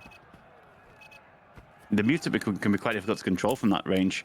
I found it's kind of gone down the list of meta weapons overall since the recoil changes. Used to be one of my favorite weapons. Got a bit of a weird left to right recoil pattern now. It can be quite difficult at a bit of range actually. That's it. As Kaner actually levels the playing fields for Not a DreamHack by taking up Blitzergill, but then trades back Alex and takes on the round. That's the game. So he makes up for it. Yeah. ITB strong, and I've got to say, for the first time seeing Kaner on this ITB roster, it looks good. We saw him, I guess, Insomnia? We saw him play for a little bit. He subbed in for a couple of games, so, he's definitely not unfamiliar with the environment, but, great round from ITB. We're going to disappear for a little bit, guys. We're going to vanish off for a quick break before the teams line up for our second map, so stay tuned. We'll be back in a mo.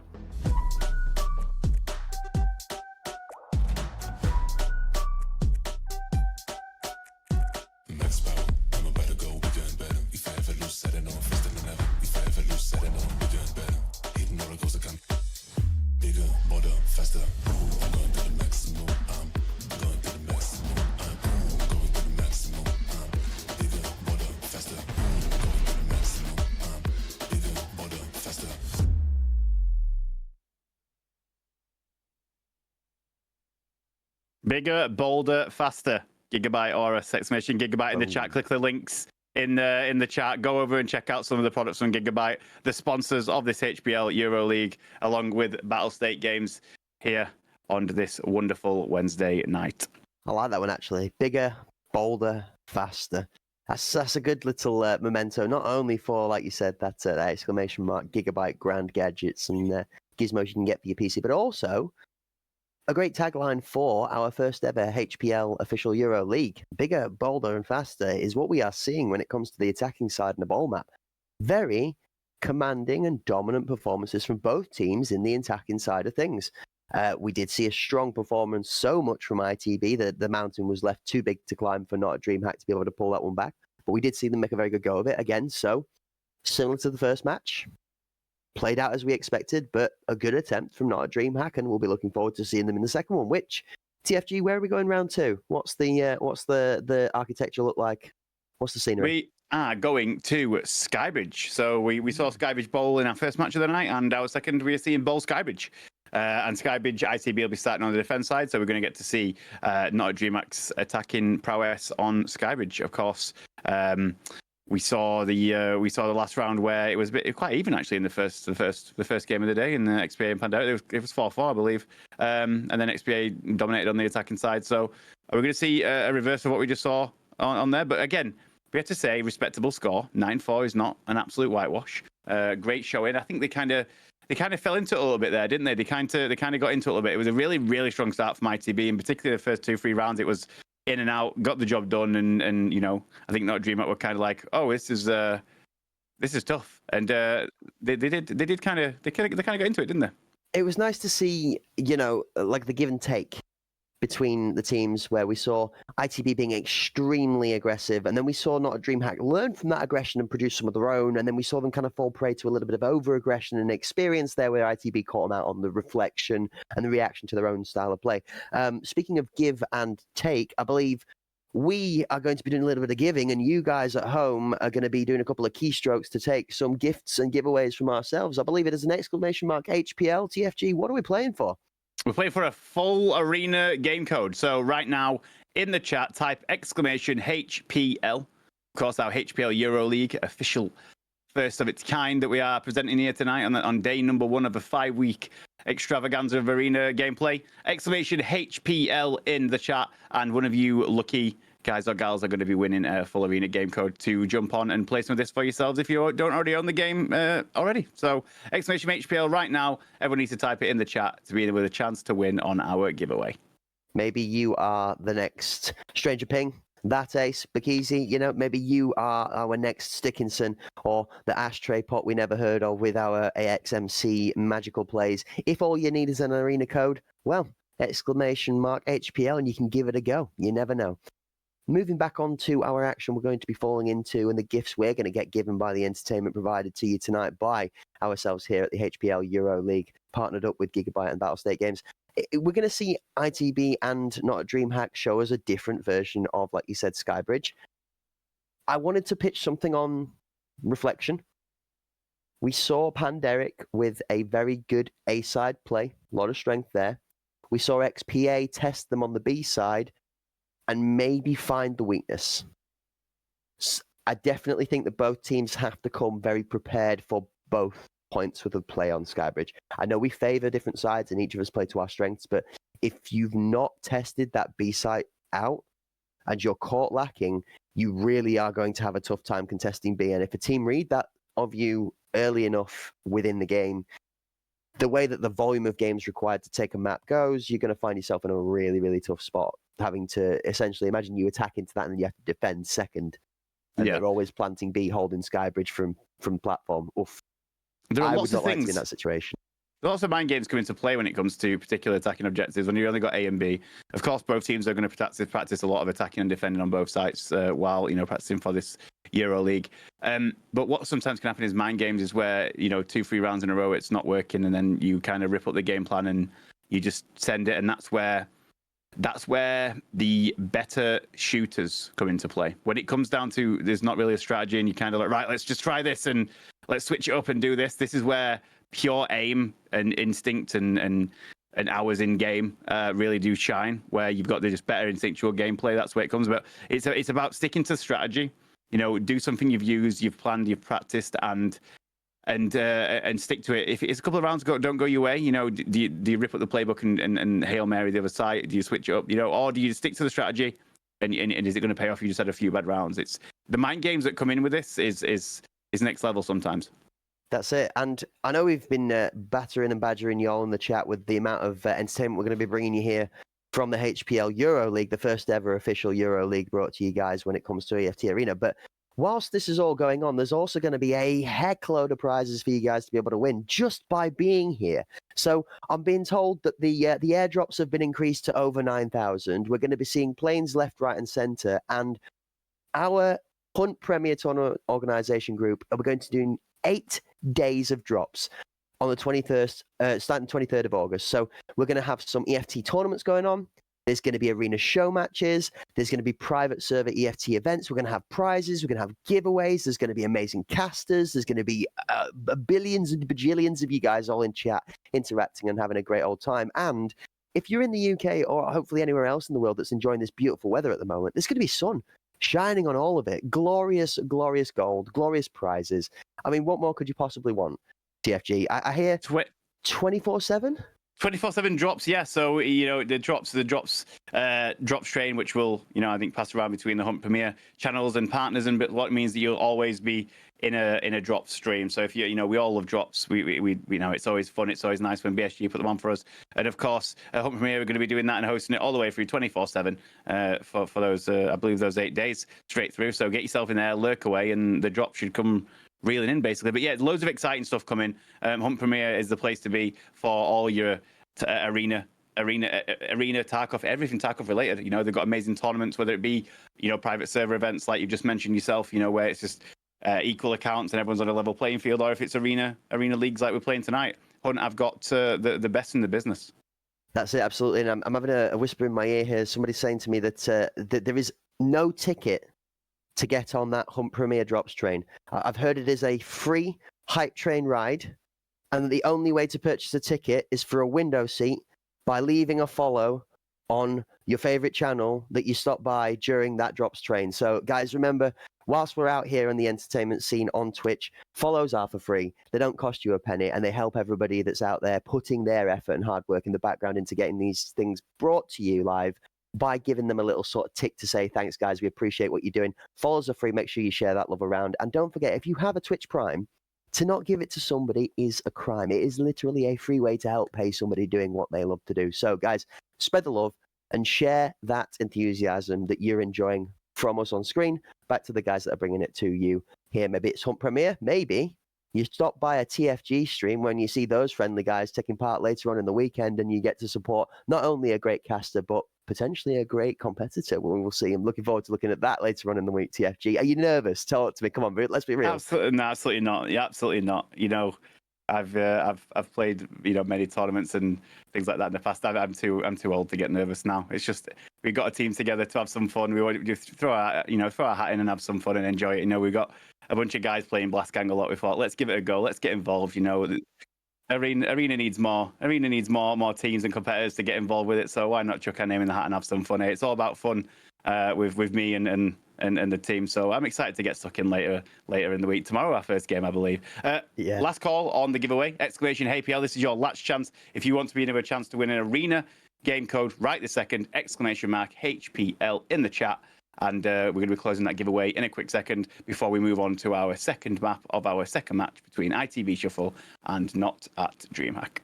Yeah, that's it. For those of us boomer gamers, the only thing that makes us nervous is a high DPI on a mouse. That's absolutely right. You're not wrong there. We're very, shall we say, seasoned when it comes to the terms of pressured environments now that we've had a few years under our belt of gaming. Many Destiny boss. many years ago, I've done the whole LAN gaming thing, shouting at each other over PC screens in LAN halls back when esports was only just getting started back in the day. So I've been all there as a young whippersnapper and with reactions of lightning speed, like a lot of these people we see playing in these tournaments. But yeah, I'm excited just to get involved and have a go and have fun and have you talk about me while I play. I'm sure there'll be some choice words cracked. Only good things, TFG. You know me. We don't slander over here. I am an enthusiast of all forms of entertainment. So I'm going to be very excited to see you guys perform, see whether you win. Speaking of winners, I believe we have now officially announced a winner. TFG, who are we giving a full arena code to? I believe it is at look or look_look. I don't know if that's look above the bed, under the bed, if that's what we're doing to try and find him. But look, if you are out there, GG's and congratulations on your victory of this Tarkov Arena full game code. If you'd like to get in touch, I believe it is Julie you will be getting in touch with. There'll be an @ in there somewhere, but @ Julie, it's all in capitals. You can't miss her, especially when she's in chat. She's nice and loud, so you can spot her nice and easily. Get in touch, grab yourself that arena code, and maybe we might see you in the arena scene in the near future. Ladies and gentlemen, I'm being told the teams are now deploying, so only a little bit more waffle left from ourselves before we've made the full pancake stack and are able to deliver you the next meal onto the table. TFG, what do you expect? What we're going to see? Are we going to see an upset? Are we going to see the first draw of the league, or are we going to see a 2-0 victory from ITB? Predictions. I think if we have to go off that first one, I think we've seen not DreamHack still settle into things and feel the pressure of being in a league like this, to be honest. And I think ITB will probably close this out and take home a victory in this second game. But anything can happen. Anything can happen. I think we'll see some upsets over the next 5 weeks. We'll see some upsets and some things we don't expect coming. But I expect ITB to close it out. What about yourself? Yes. I simply reiterate what you just said, purely on the basis that I don't think that... Okay, ITB was so dominant in the first 4 or 5 rounds of the first game that unless we see a drastic, not a DreamHack have found the magic, Achilles heel to that, then I don't see them doing enough to be able to take this next game off ITB. We could potentially see a closer game because I did feel they got the pace of the game towards the later stage of our bowl map. So I do think we might see a more challenging Skybridge. Again, the scenery is going to tell. How much practice have we put in on Skybridge? And I think that really will tell the difference. For sure. So our teams are deploying. We've had a giveaway, and it's just going to be some time to see some more incredible action. And of course, if you are enjoying what you've seen tonight on day number 1, we are going to be back live tomorrow. Kratz will be, I believe, are you here, Kratz, tomorrow night? Yeah, we on day number 2 of this EuroLeague. I believe. I think I might be here every day. Are you doing all of them? I believe I may have. I think I'm locked into this chair now until we are finished. Do you have a diary and it just says yap yap yap yap? Oh, wait, just yap yap yap yap all the way across. Right, there are many different words for yap. That's all I'll say. The thesaurus was necessary. Right, here we go, Kratz. Map number 2, Skybridge, ITB on the defense against our not a DreamHack guys. Walker getting a frag straight off the start and a quick takedown the SB6. And Rapid with a swing. And this is a very, very fast first round. Oh my god. Good night, sweet princes. Not a DreamHack are also not on Skybridge. I'm sorry, but yikes. Wow. Okay. Let's all just take a seat. Was that in Let's all just breathe in a speed? second and calm was that down. 2x speed? That was a little much. Production, have you put 2x speed on the gameplay? Because that was Rapid. Excuse the terrible pun there with one of our competitors' names. Oh god! Oh no! Great, I love it. I wonder if not a DreamHack feeling pretty mad mind. No, stop. No. Oh no! And he's done Blitzer it with a just double. as good as Blitz. Wow! Blitzer with a double as he's crossing over outer stairs. 2 of them caught top mid jump. Great start to a round again from ITB. Blitzer holding down that site. Oh. TFG's put Crackdown twice in a night, and that's not something I expected to be saying today. And we are back out on the bench up on the top shelf, looking down towards the trains here. This more formally known for those of the guys that play competitively as a platform because it has a great view down. Now, this is the B plant we were talking about earlier on. You see behind the pillar on the back currently at the moment of MadMind. We're going to actually be able to shuffle down here to have a look from the pillar to see what's going on.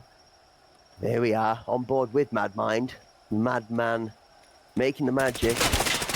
Maneuvering his way towards one of the main... Ooh, he changes his mind actually and he rotates out as he sees 2 of his teammates get taken. Swings back on Walker. That's a great choice to play for MadMind. As he's swinging out, goes with the nade. He hears the nade pulled. Goes through the train. Actually loses him, snakes off to the right, still holding a great aggressive push. Tate goes and he's going to have to rotate away from the train, swings past the train and gets trapped in between as Kana takes out MadMind as he gets one. No way.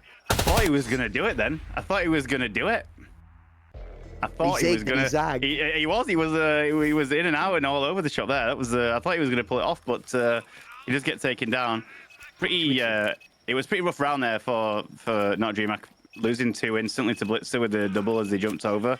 But MadMind tried to do his best and just couldn't quite do it, but it was a good effort. 2-0 ITB. Maybe that's why they weren't at DreamHack, because if MadMind was the one giving the directions, they definitely would not have made it there on time, at least. That's all I'm saying. Flash goes out.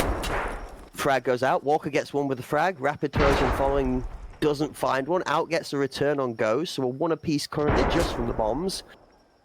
We see nades being used really early. An aggressive swing as Rapid actually finds it, reads it, and challenges. Frost takes Walker. Kana gets Alex. The consecutive individual ones being won and lost across the A point. Madmind accidentally team kills Frost. Oh, Shaky swings Rapid and just shrugs him off as if he's a dirty jacket. And then gets taken down by Blitzer kill. Good lord.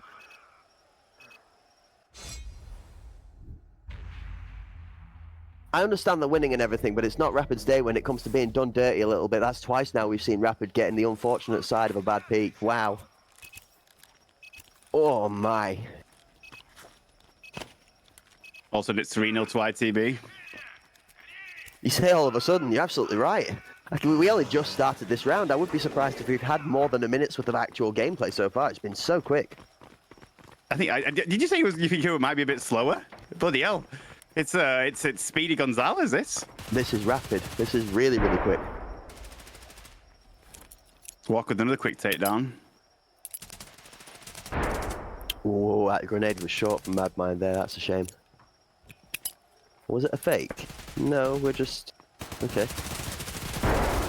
Alex gets Rapid. Blitz gets out.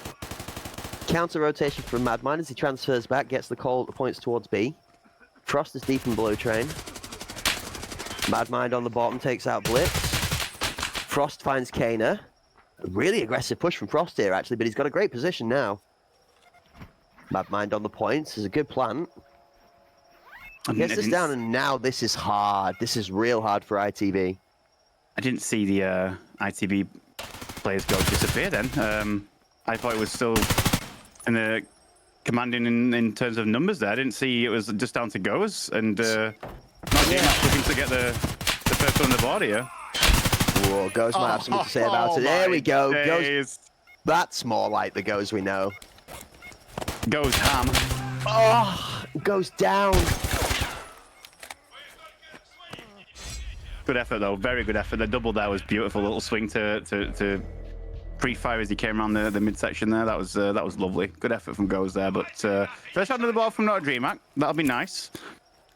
I mean, either way, he was going out as Goes would, wouldn't he? Be going out, or going down, or going off. One of the two. The 3K there would have been absolutely wild. The snap on the second was inhuman reactions to be able to find that headshot. Just really, really good 180 whip and rotation, and then the placement on the corner of the peak.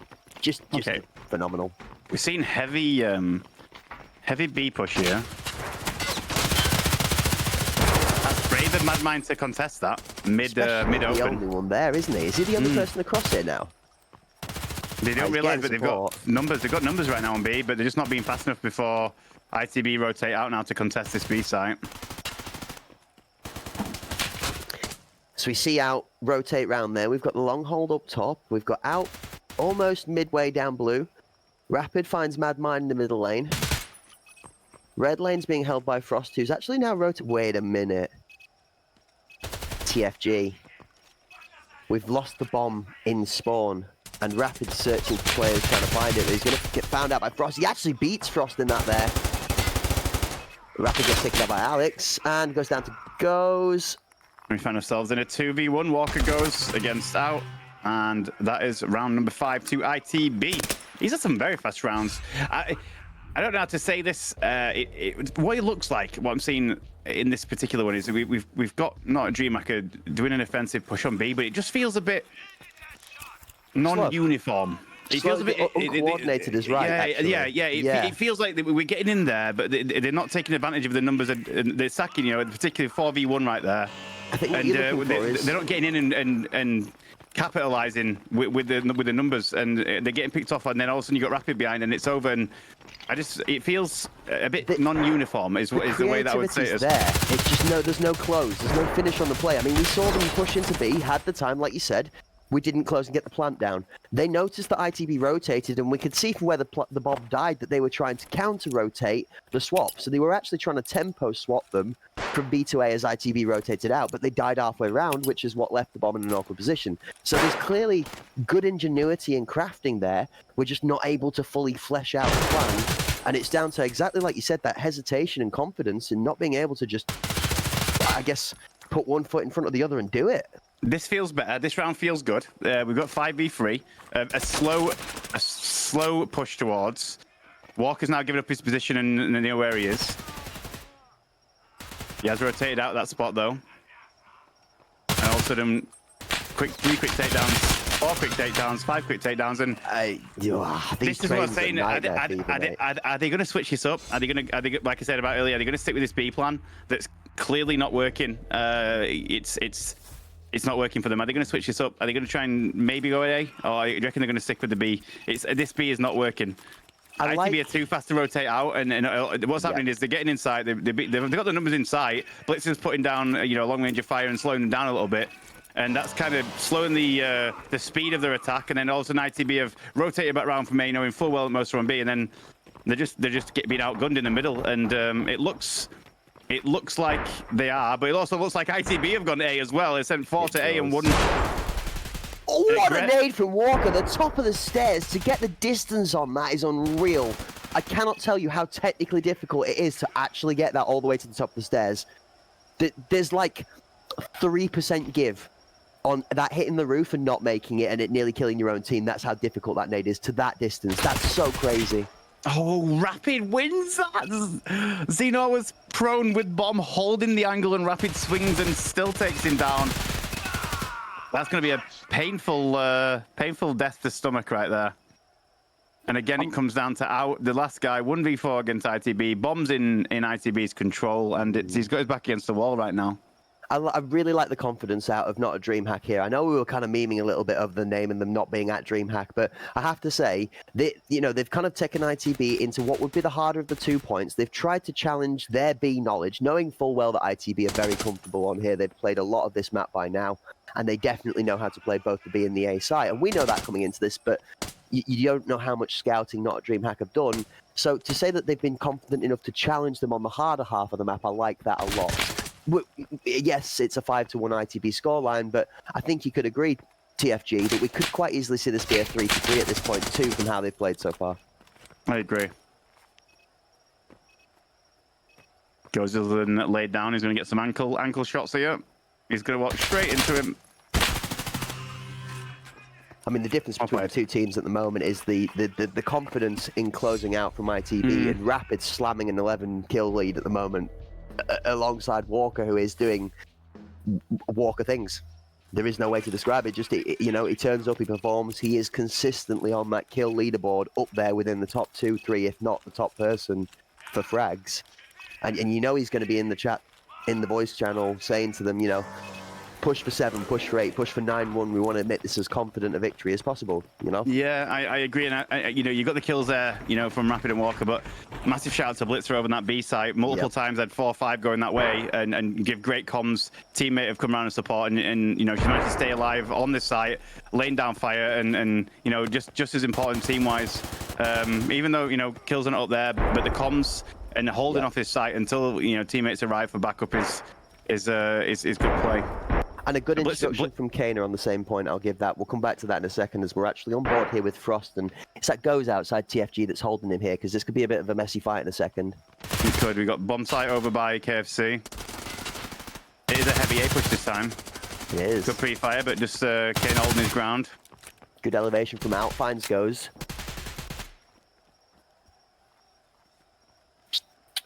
Ooh, how experienced is Madmind? Does he read the prone from Rapid here? Because this is very common. If you've played enough for Skybridge, you know full well it's boxed and then it's prone all the way deep in the corner. Oh, I gets flanked actually. Blitz. Oh, magic's happening.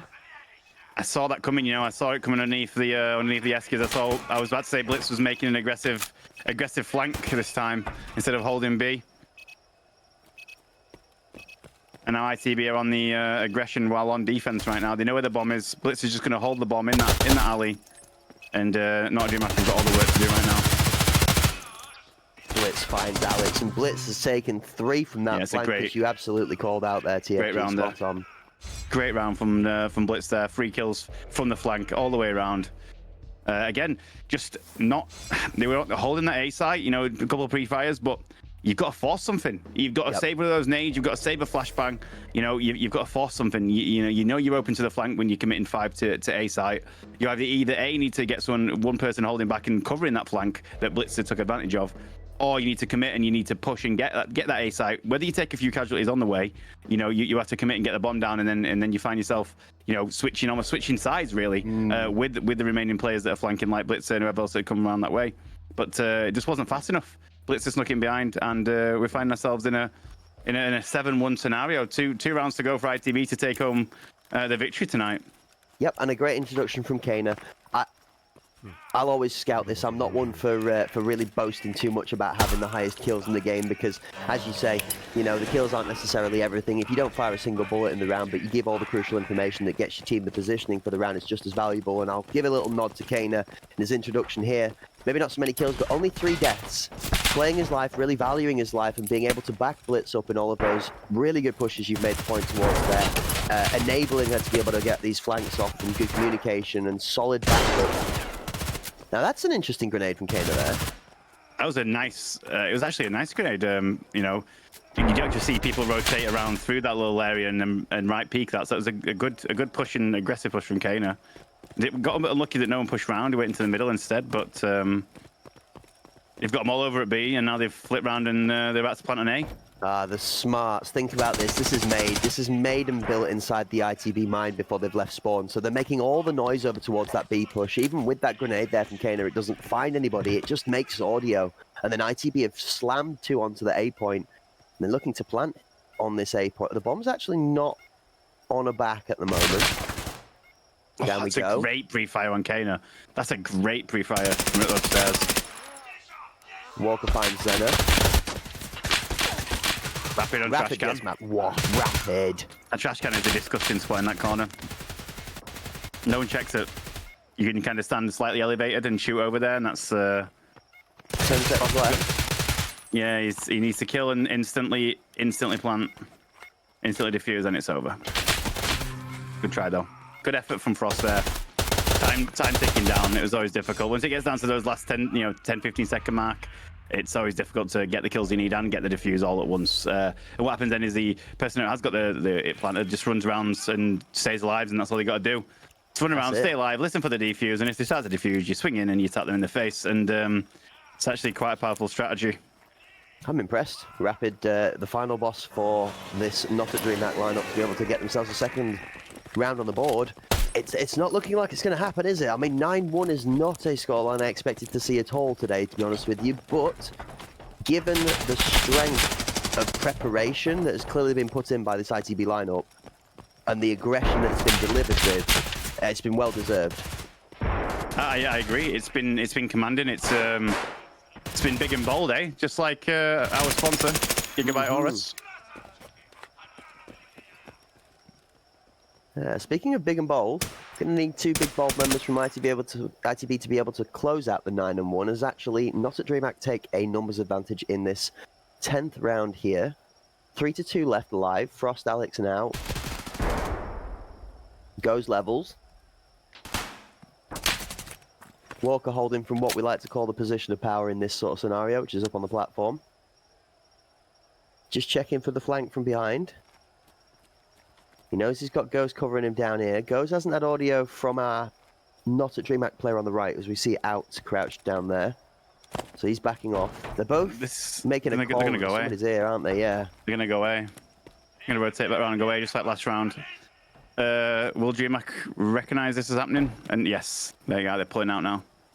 They're gonna have one guy on site. Are we faking? Are we faking? Did we fake A and then faking back to B? Yeah. So much fake. We pulled the player. Oh my, we've pulled one to A and we're going to push in B.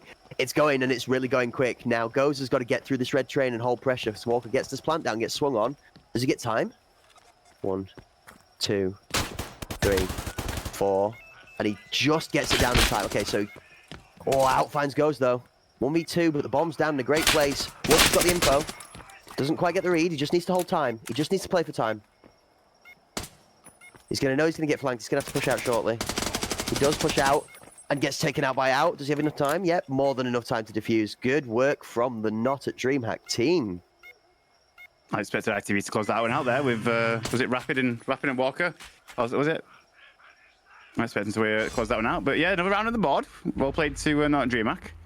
There was a good play where with the fake to A, and then the flake back up the platform to go back to B. But they heard it early enough that they could get there in time. Not be too far away. That's creative. That's really creative, and I love that this is going. This is what we talked about last time: was how many levels, you know, the mental mind game of chess in the spawn. How deep are we going to get to where people are going to read, you know, late grenades, send fake pushes, fake peeks, going to make audio in places just to pull members out of different positions. There's so much to come for this, and this Arena League is going to be one of the best places to showcase it. So I mean, if you want to get any hot tips for your gameplay when you're getting on in the night time, get your eyes out on this league. 5 weeks of how to play the game at the best level. Walker dropping another one of the hot potatoes out and out. Kena gets one and Walker follows him up with a second. Just two guys. Just two of them left now. One with Walker on site. Rapid gets the third, and it's 5v1 to save the map. There's one. Walker's going to plant now as Kena holds. Madmine the last. They know exactly where he is. Is shoving for a demanding push to say, nope, we're not even going to give you a chance to say to us that we can't get into that place. We're going to take 2-3 members, and Rapid just holds concrete. Spot. Yeah, such a tough spot there. Good push from ITB. Really solid pickoffs there over in the A site, and that's the game. ITB with a 9-2 victory here on Skybridge, map number 2, taking the first win of their league adventure here in the HPL Euro League. And that... It is a phenomenal performance. It's actually a more commanding performance from ITB than it was from XPA, which that's the way the cookie crumbles. It really does most of the time depend on who turns up on the day. So we're going to go to a quick trailer, guys, and then we're going to come back for some discussion, and we'll send you out for the evening tonight.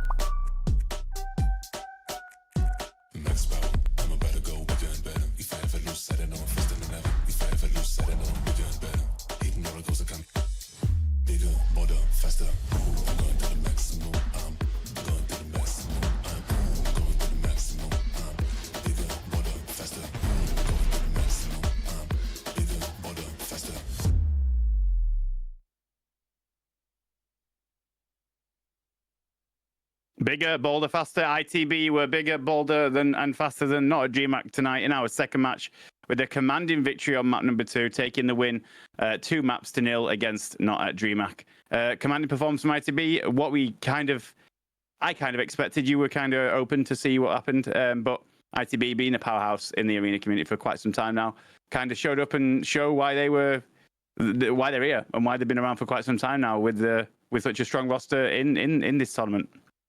An exceptional performance, a good defense. We were very happy to see the strength from not at DreamHack on the ball in the first map.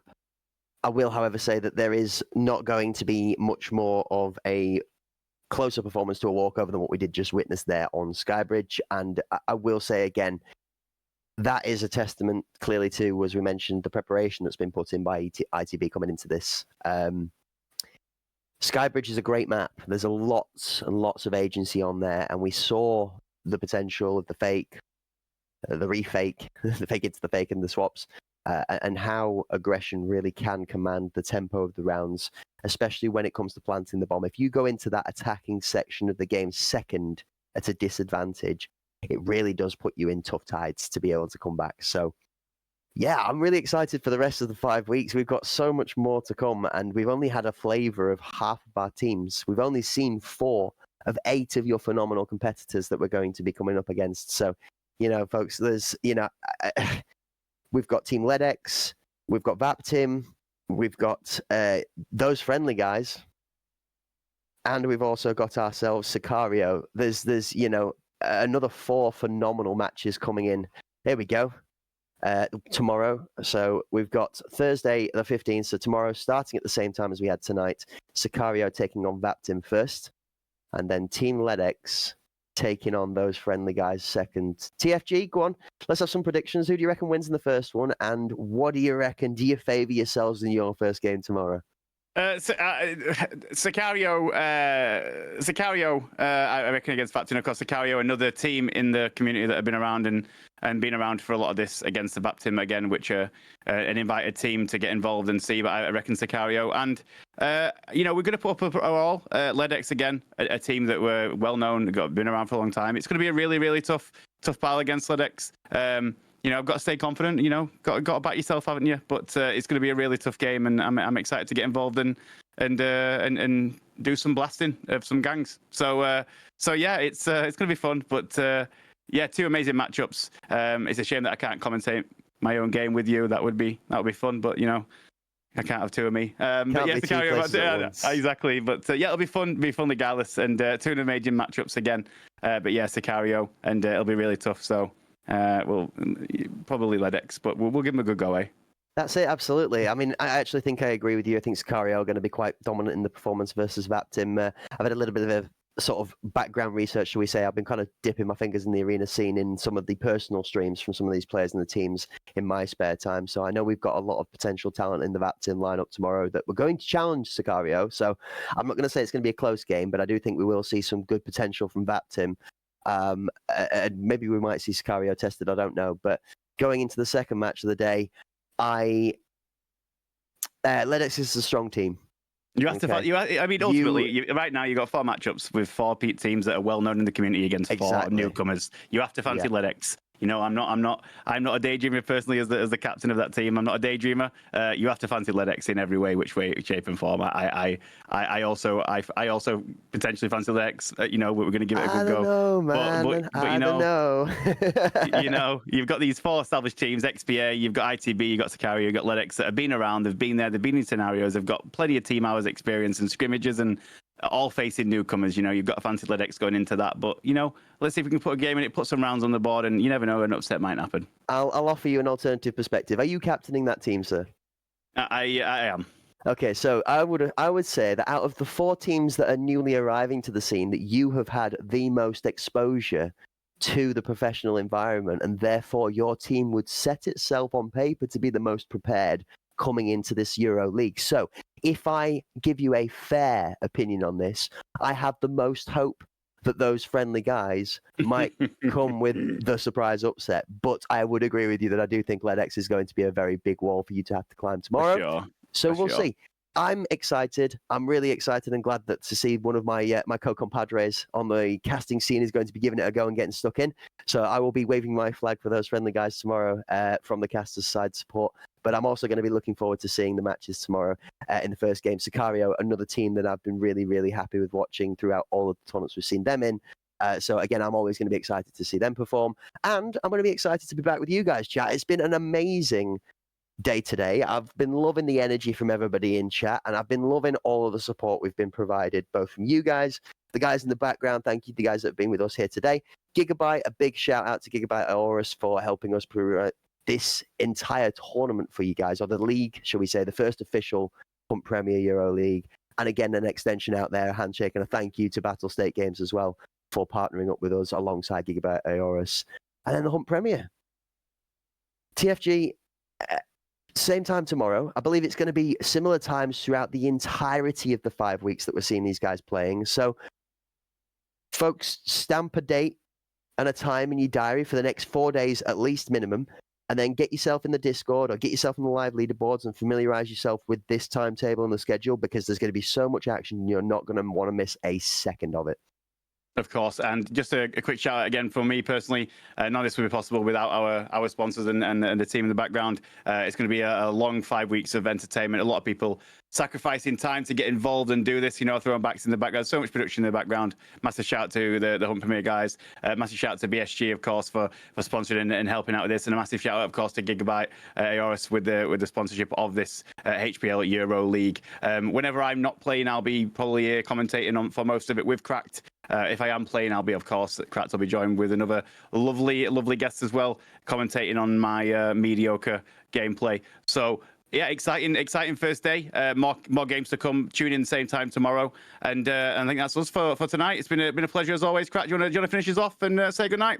Yeah, TFG, thanks for being here, mate. It's always a pleasure to cast with you. So cheers for joining me on the evening. Everybody at home, thanks a lot for turning up. And we will love you and leave you and look forward to seeing you all tomorrow. Don't miss it. We'll catch you on the next one. Good night.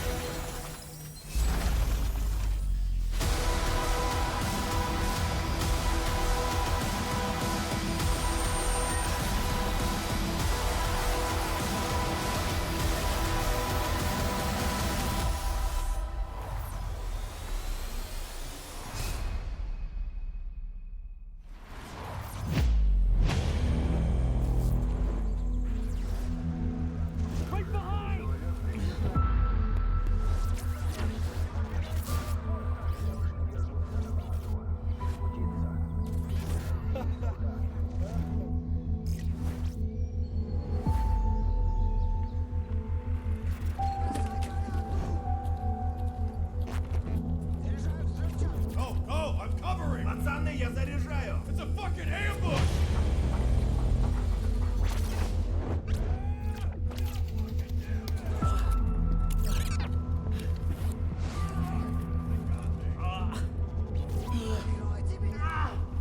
Shit, I'm hit! I see the end. Where the fuck are you?